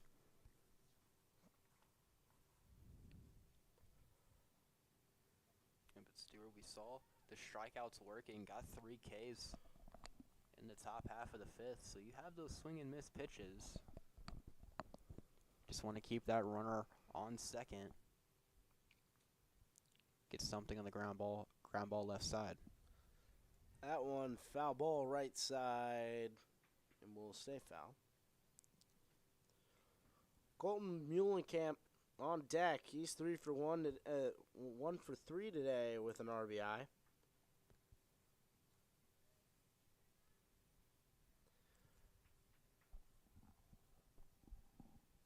Stewart set. A 1-2 pitch. That one is cranked into deep left center field. Landier's on it. Tagging up is the runner Smith. Is the runner at second, which was Patterson. He reaches safely at third. 2 outs. And on will be Colton Muhlenkamp. He's 1 for 3 with an RBI. Muhlenkamp had that single into right last inning that scored Smith to extend this lead to 5 runs for the Panthers. Bly will go ahead and pull Ollie Stewart. Brings on number 17, Liam Sander. When we get back, we will see Sander on the mound. We'll go ahead and head to a quick break here on Mason Sports Radio.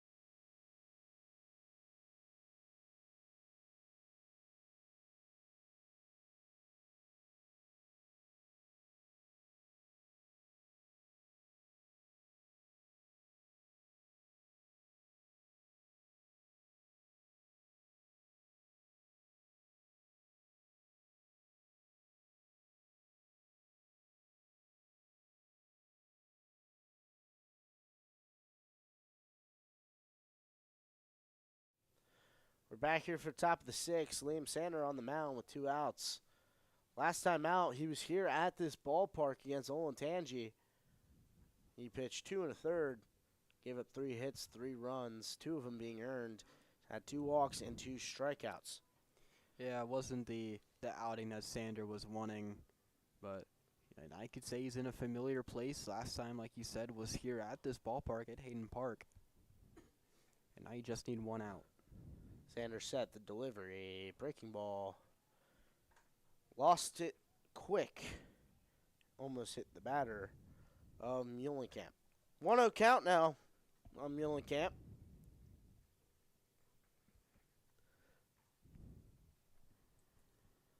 Sander set his delivery. Roped into center field, base hit, run will score. Okay, Landier will pick it up on the bounce and head to second. 8-2 is your score. And Springboro is running away with this one. Yeah, not a terrible pitch from Sander, but Muhlenkamp just puts a good swing on it, hits it, just a little left of center field. As all the momentum being just completely sucked out of the Comets.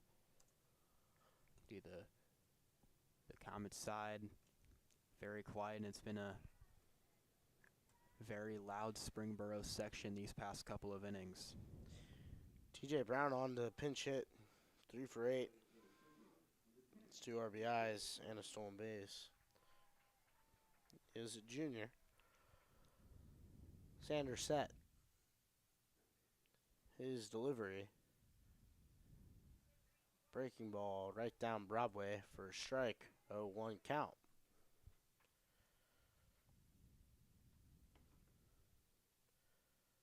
Time called, and second base umpire will have a chat with Sander, possibly a balk.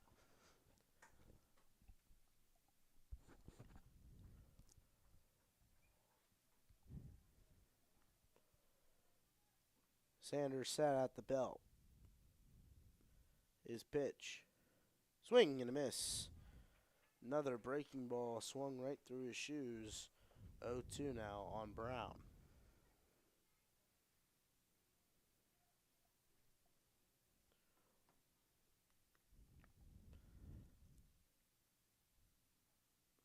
His 0-2 delivery. Check swing, and he went. That won the top half of the 6th inning on the strikeout by Sander. We'll go ahead and head to a quick break. When we get back, the Comets with one of their last chances to try to claw back into this one here on Mason Sports Radio.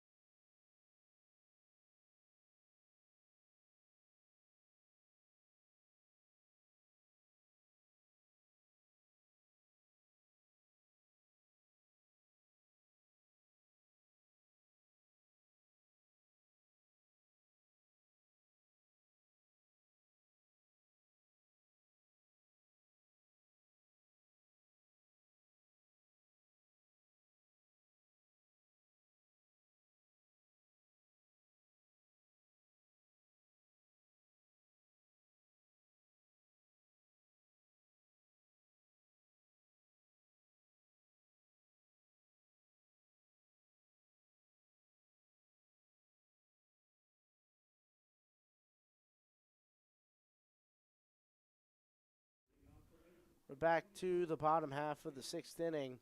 Comets down by 6. They need a huge inning here, and leading it off will be the senior J.J. Darst. Yeah, Darce's Comet team starting to run out of chances up against Reinhardt, who has been nothing short of perfect on the mound so far. Darce swings through that for strike one, but now you're starting to get that middle pack of your order. It's a part that has produced many times this year. That one is cranked. Deep left field to the wall. It's off the glove. It's a fair ball. Darst running up to second. And it's going to be a no-out first at-bat double for J.J. Darst. And the Comets, maybe a little life into them. Absolutely. That's exactly what you want. That out in left field, he made a great play earlier in the game to retire Vargo in kind of the same spot. It was Kane out there in left field, and that time just bounces off of his glove. So the Comets, little sign of life. Now up is the left-handed right fielder, Hutch Crociata. And you got to hope that that can put some drive into this Comet team, get some excitement on the bench. That one up and away. No. Crociata 0 for 1 on this game. Worked a walk in his last at bat. Again, like you said earlier in the game, a patient one. The pitch. Outer half called a strike. 1-1 count now on Crociata.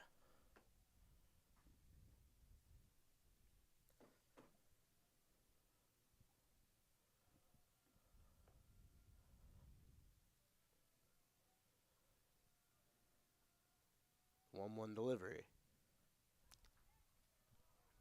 Called a ball? That one. That was right down the center. Yeah, of the it looked like it plate. was a breaking ball. Looked like it had dropped right into the zone, but home plate umpire calling it just a tad bit high.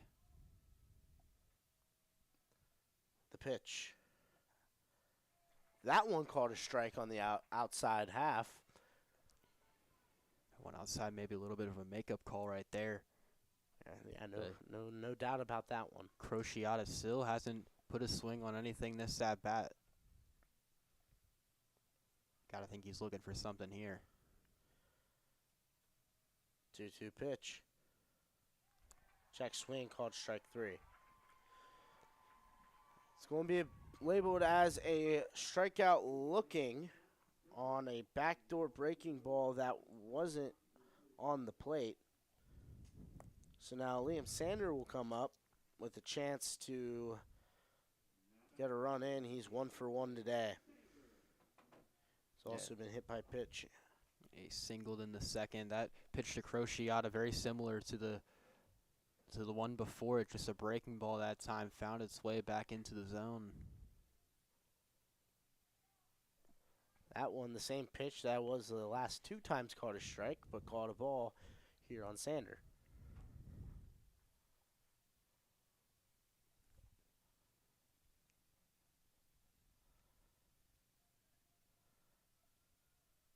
Reinhardt set.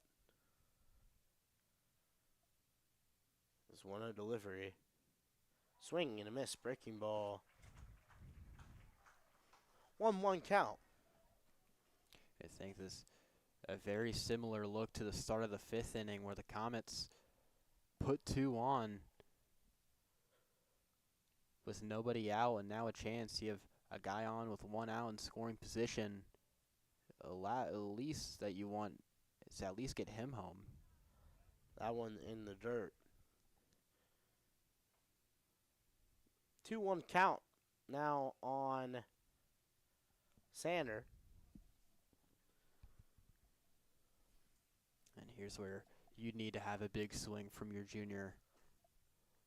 It's a solid outing on the mound. That one a strike. 2-2 now on Sander.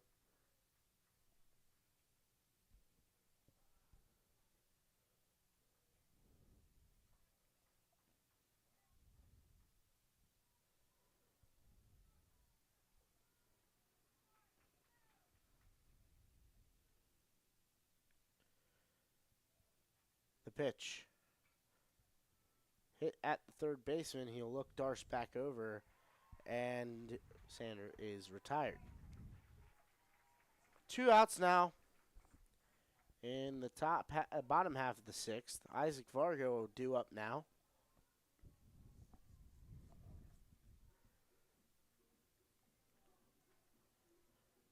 Vargo, last time up was a huge spot there in the 4th when he had those few guys on. Had that long fly ball in the left field. You know, Trevor, like you said, if we're in Mason, that ball could potentially have left. Would have been his first home run of his varsity career. That one up and in on Vargo. Might go down as one of the biggest what-if swings of the season for the Comets. Just a little bit more on that would have sent it over the wall.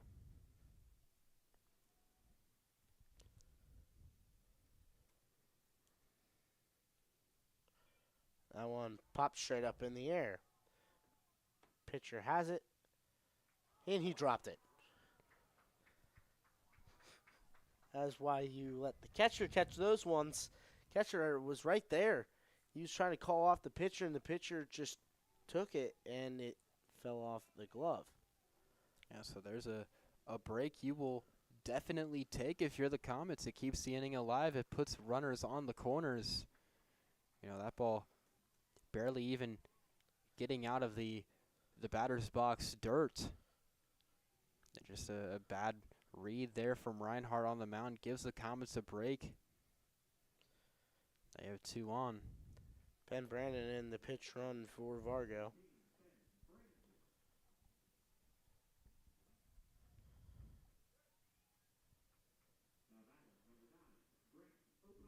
Grant O'Connor up.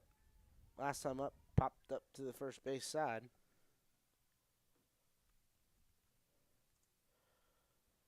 The pitch. Breaking ball. A little high. Be a 1-0 count.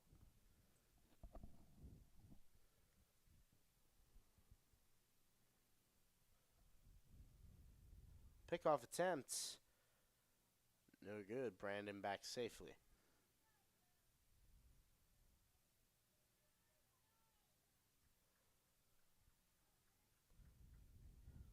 The pitch. Chopped foul. 1-1 count on O'Connor. 2 outs here in the bottom half of the 6th.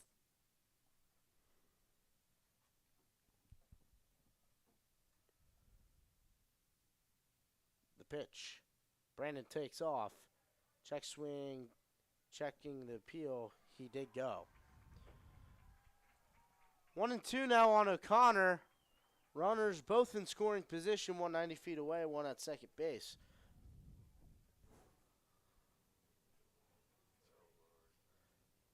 Rain's starting to pick up again.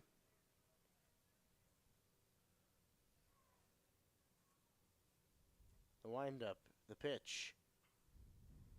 Rolled over to the third baseman. He'll get over there in time. And that will end the inning. We'll go ahead and head to a quick break. When we get back, the 7th inning here on Mason Sports Radio.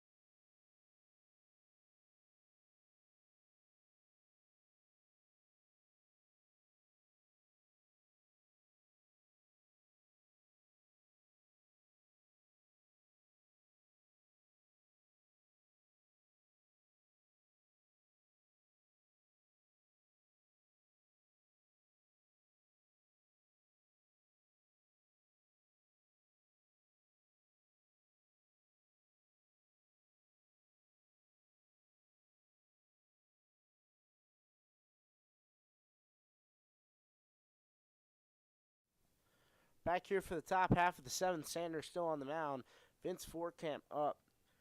He's 2 for 2, has a walk and an RBI, bringing his average up to a 447 or a 446 average. Be Forkamp, then Brandon, then Valentine. Yeah, and Sanders did give up that run in the last inning, but was able to get out of it. Didn't allow a whole lot of damage from when he got on. Squared to bunt, called a strike on the pullback.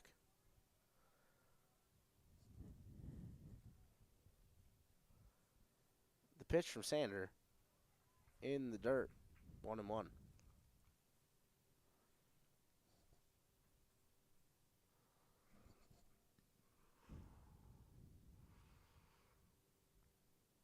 Sanders pitch up and in, 2-1.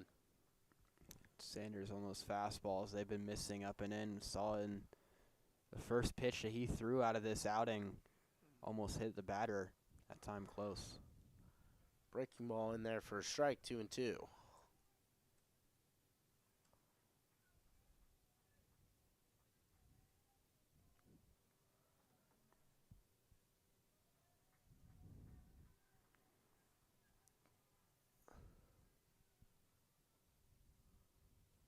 And he appealed the check swing, and he is out.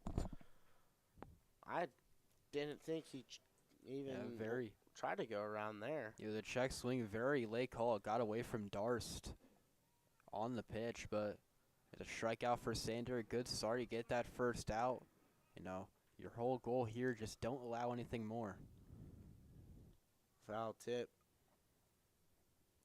for the first pitch to Brandon. Be no 1 count.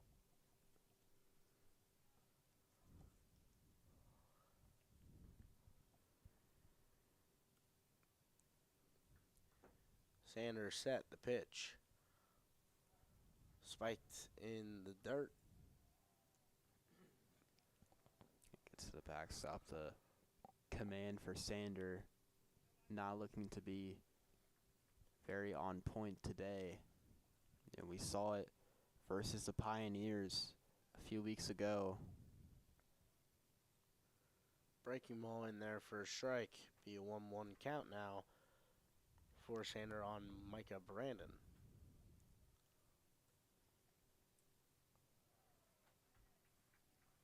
That one low. 2-1 count.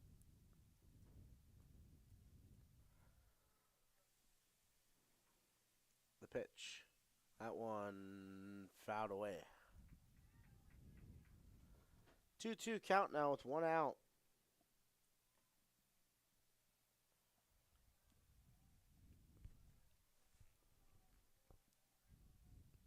The pitch. One hit through the 5-6 hole for a base hit. Brandon is on. Ben Valentine up. He's 1 for 2 today with an RBI. Yeah, second single for Brandon in a pretty similar spot. Hit one into left field in the 4th inning. That got that huge rally started. Or kept it going for the Panthers. And now with a chance to add even more. First pitch strike to Valentine.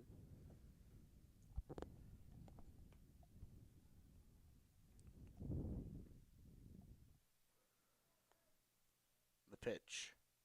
Breaking ball through the 5-6 hole yet again. Be a base hit for Ben Valentine, his second of the game. He's 2 for 3. And now Jacob Kane, he's up. He's 1 for 3 today with 2 RBIs, a walk, and 2 strikeouts.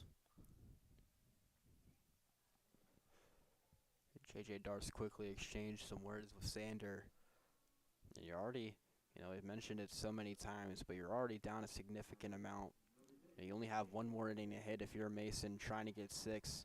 The last thing you need is to allow even more insurance for the Panthers with, a guy on the mound who's been lights out. Limit as much damage as you can. Tanner's pitch. Caught a strike on the outside half. 0-1 now on Kane. He's one of the most dangerous guys in this lineup. Had a very solid day so far. Called a ball on the outer half. Pretty much the same location as the last one. Kane did strike out in his last at-bat. You want to see a similar result. That one popped up left side. O'Connor has a read on it. He gets underneath it. It drops in fair territory. The throw on to third. They say he's safe, but it looked like he was out by a mile and Bly out to talk. Yeah, Grant O'Connor stunned out there in left field. He thought for sure that he had him gunned there. To force out, I don't know what they're seeing. Yeah, Coach Bly is livid out there at third.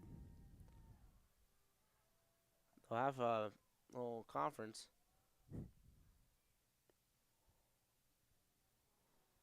I mean, it's still in a tough spot. O'Connor looked like he had gotten it up. It looked like he overran the ball down at the left field line, and it just drops. Just another defensive mishap for this Comet team. And it looks like they call him out.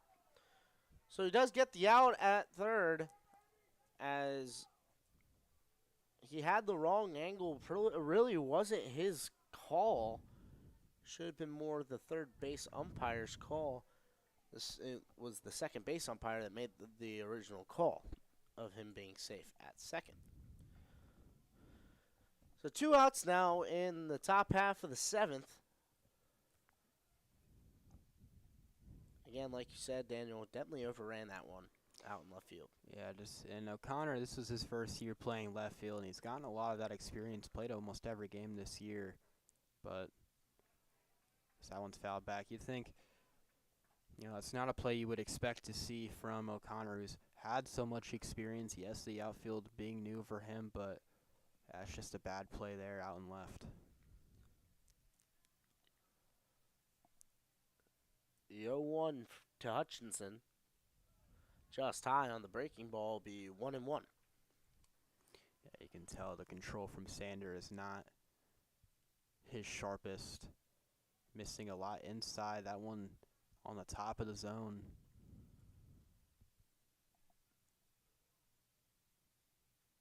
One chopped foul.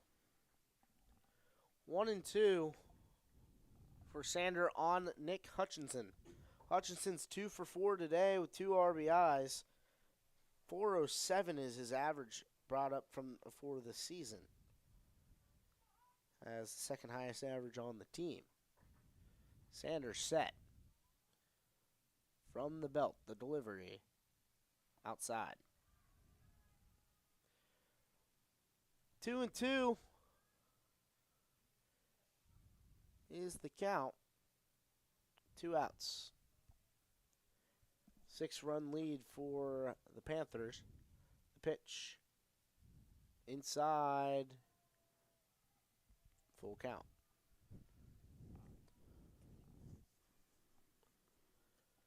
Starting to pick up here rain-wise at Oxford Hayden Park. Beautiful facility. Thank you to them for hosting the Southwest region. The pitch. Swing and a miss, strike 3. Sanders struck him out. Comets have a lot to do here in the bottom half of the 7th inning if they want to get back in this one. We'll go ahead and head to a quick break. When we get back, the Comets coming up to hit possibly for the final time this postseason here on Mason Sports Radio.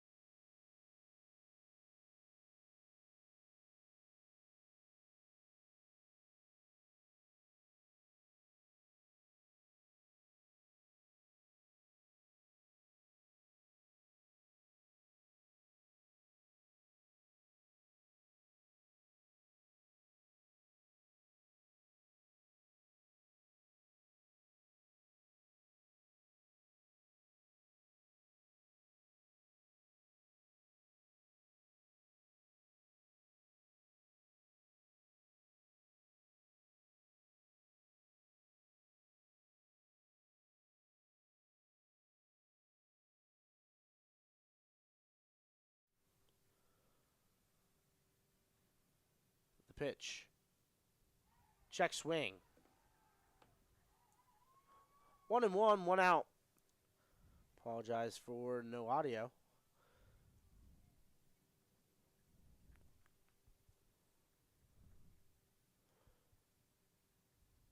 The pitch. Low. 2-1.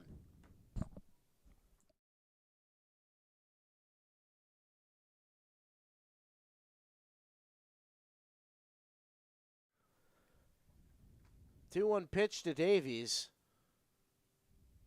Breaking ball, let go of it too soon. Asking for a new ball. 3-1 count now on Davies. And you have Johnson, who worked that walk to start the bottom half of the inning. Have him on third, so obviously you don't want any sort of sacrifice here, but anything is going to get him home. Davies walk. Bringing up Chase Cox. Big chance for the senior shortstop. 0 for 2 today. Has a strikeout and a sac fly RBI. This is a part of the lineup that you want. You have your three-hole hitter after Davies works the walk to put guys on the corners. Get that upper to middle level of the order coming up. You just got to keep staying alive.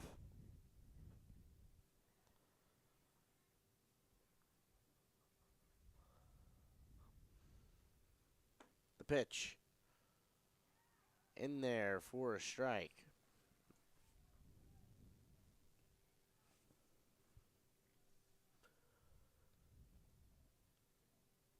As the clock ticks, we're at 10:57.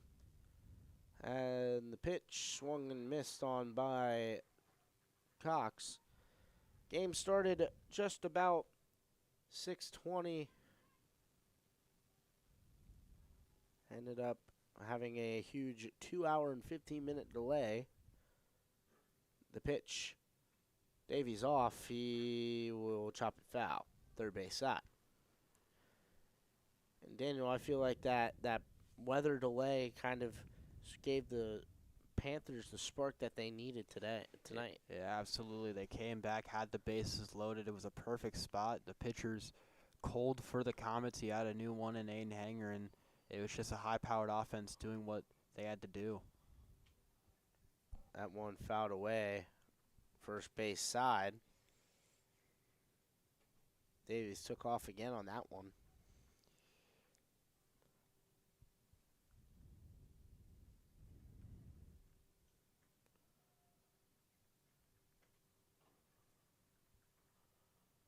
The pitch.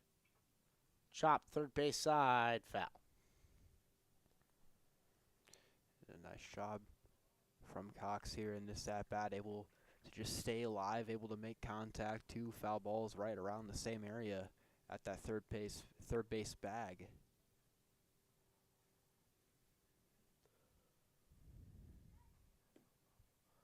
Oh, 2 pitch. Swung on and chopped first base side foul. Davies yet again took off on that one. He's getting a workout over there at first base. You got to think this situation Coach Bly loves. You have that one out. Guys on the corners get to double play out of reach.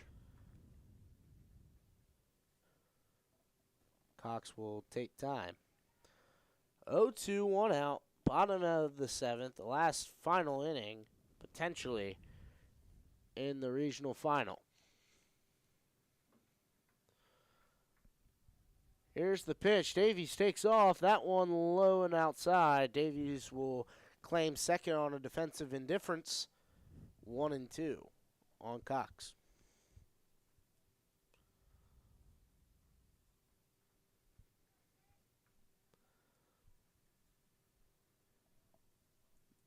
The 1-2 pitch. Chopped foul, first base side. I like that Chase Cox here staying alive on this one, not really trying to let anything spoil what could potentially be his final at bat Yeah, in a Comet uniform. knowing your job, just not letting anything by you, make contact with anything, just try and get something in play. You have the speed to run something out. That one hit. Shortstop covers and throws, and he threw it away. Landier scores. Davey will score. Cox gets back to the bag safely. 2 runs will score. They cut the lead in half. The lead is now halved, 8-4. J.J. Darce up. He's 2 for 3 tonight. You need another big hit from your senior captain if you want to stay alive here. Yeah, and 2 things. That stolen base from Sam Davies, making such a huge part of that. That's a 6-4-3 double play perfectly right there. Obviously, the throw away to first would have taken that away, but Davies being able to go out there and get second eliminates that, and a bad throw from short on to first. Comments, you're going to 100% take that. Absolutely. 8-4. Now in the bottom of the 7th. 1 runner on. That is Chase Cox at first base. J.J. Darce is up. He's 2 for 3 tonight.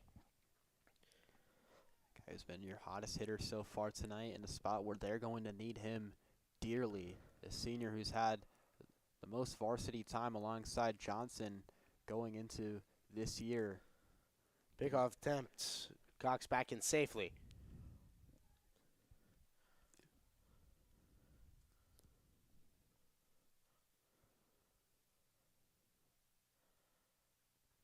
The pitch. Inside to Darce. Be a 1-0 count. 1 out.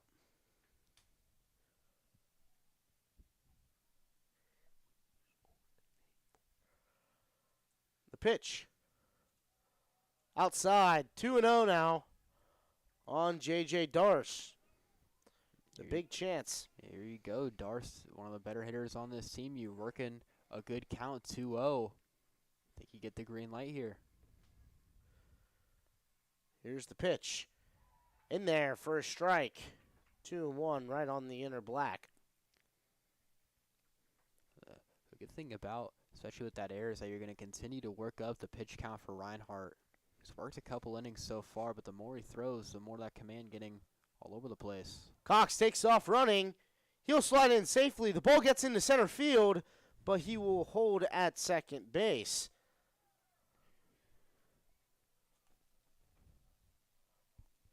So there once again, we saw Davies swipe second a few at-bats ago, and now Cox doing that to eliminate that double play once more. Be a 3-1 count now to J.J. Darce. Runner in scoring position. Sorry, it will be 2-2 count.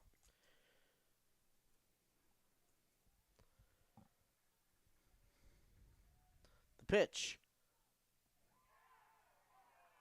Called a ball.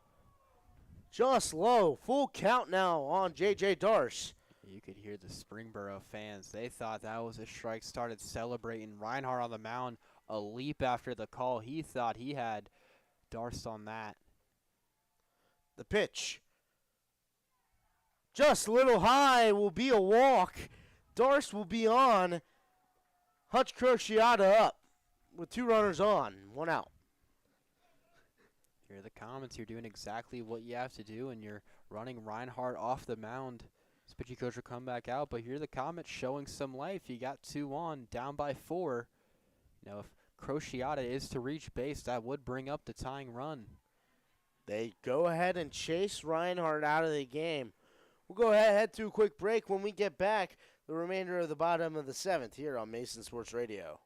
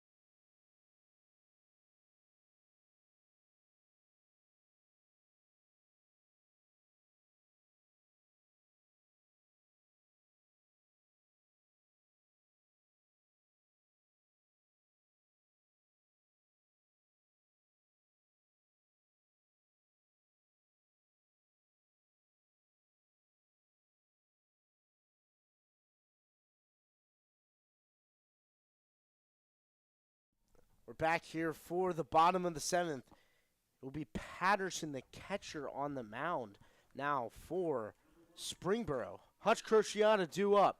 Right-handed pitcher, left-handed batter. See who can get the best here. The Comets have 6 hits on the night compared to Springboro's 15. They're down by 4. The first pitch, Crociata squares the bunt. That one will get away from the catcher. Cox moves up to third, and he's in there safely. What a job there by Cox, breaking immediately and getting there safely at third. Huge play there. Not a mishap by the catcher that would usually advance the runners, but Cox immediately, no hesitation, breaking down for third. Perfect job. Crociata squares the bunt. He'll pull it back, and that one got away, but he caught a ball. 2-0 on Crociata. Darce at first. Cox at third. Double play still in order. Darce goes. Inside, pulled back, called a ball. 3-0. Darce steals second on the defensive indifference. 3-0 count with 2 runners in scoring position, 1 out.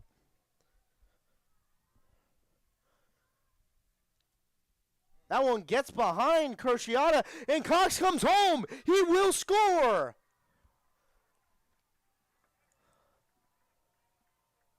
And Darce moves up 90 feet to third base.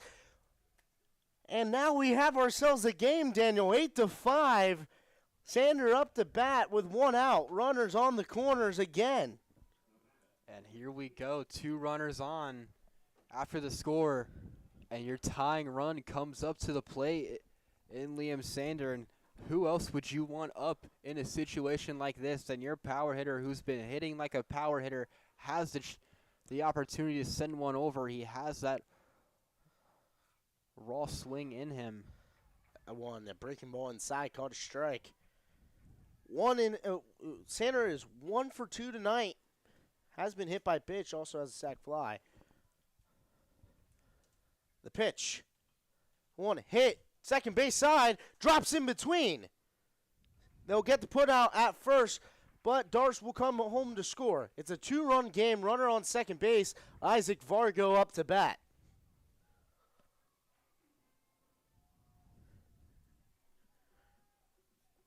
Two outs now. Vargo with a chance.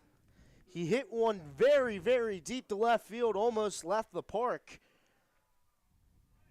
Yeah, Trevor, we saw it, like you said, directly from Vargo himself. Sent one into left field. Kane able to make a nice play right at the warning track. That one blocked in the dirt by the catcher.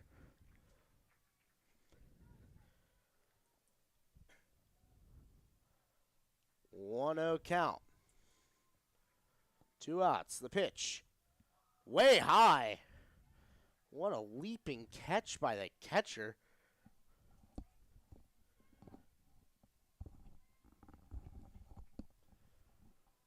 Two 0 count. 2 outs in the bottom of the 7th. The pitch. Breaking ball high. 3-0 now on Vargo. The tying run and the go-ahead run, actually winning run on deck. Patterson down 3-0. His pitch. Called strike 1. 3-1 count with 2 outs. Vargo, who has always been a ground ball hitter throughout this season, but a chance, if you're able to work a walk here, it's time called. You're able to work a walk here, and you bring up the winning run in Grant O'Connor, a guy who has so much power, alike with Liam Sander, who we just saw up. Huge chance here for the junior. 3-1 pitch. Low, taken for a ball. Ball 4. Vargo walks. O'Connor up now.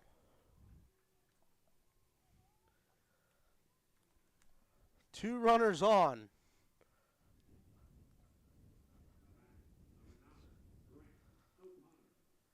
Grant O'Connor. Huge at-bat for him. One of his biggest ones of the season. He's 0 for 2 tonight with an RBI. Batting .295 on the year. The pitch. Breaking ball right down Broadway for a strike. 0-1 count now on O'Connor.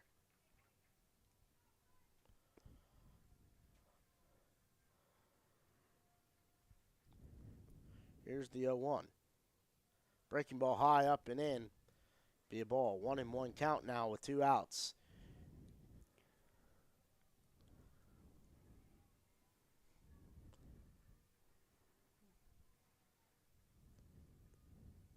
The pitch. That one popped left side, foul ball. Sorry, right side foul ball. 1-2 count.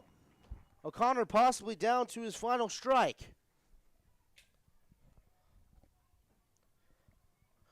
O'Connor down 1-2 with 2 outs in the bottom of the 7th. Final 4 on the line. The pitch. Upstairs breaking ball, didn't pull it down enough. 2-2 with 2 outs.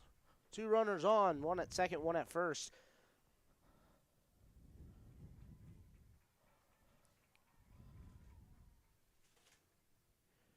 Here's the pitch. Jam job up in the air. Shortstop squeezes it, and that will be the game. Springboro wins it. Final score 8-6, and your defending champs go down. It's an unfortunate way to end it, but what a job by the Comets to, try and complete that comeback. Fought their way back. It's hard to come back from being in down 5 after that big delay and giving up, all those runs in 1 inning. But this Comet team, they're able to fight back, and you love to see that. And it's a great season for this Mason team. They lost the first game of the year to Oak Ridge, came back, won all but one of all their conference games so far this year, won their 7th GMC championship. It's not the way that you want this season to end, but a very, very good season for this Comet team. That'll be all here, folks. The Comets dropped the game 8-6 to Springboro, and the 2025 season comes to an end. Have a great night. I've been Trevor Rose here with Daniel Panetti, Katie Halligan behind doing production, and then Jacob Cameraman doing social media. We thank you guys for tuning in for what was an incredible 2024-2025 school year and 2024-2025 broadcast year. We will see you guys in the fall when it comes to soccer and football.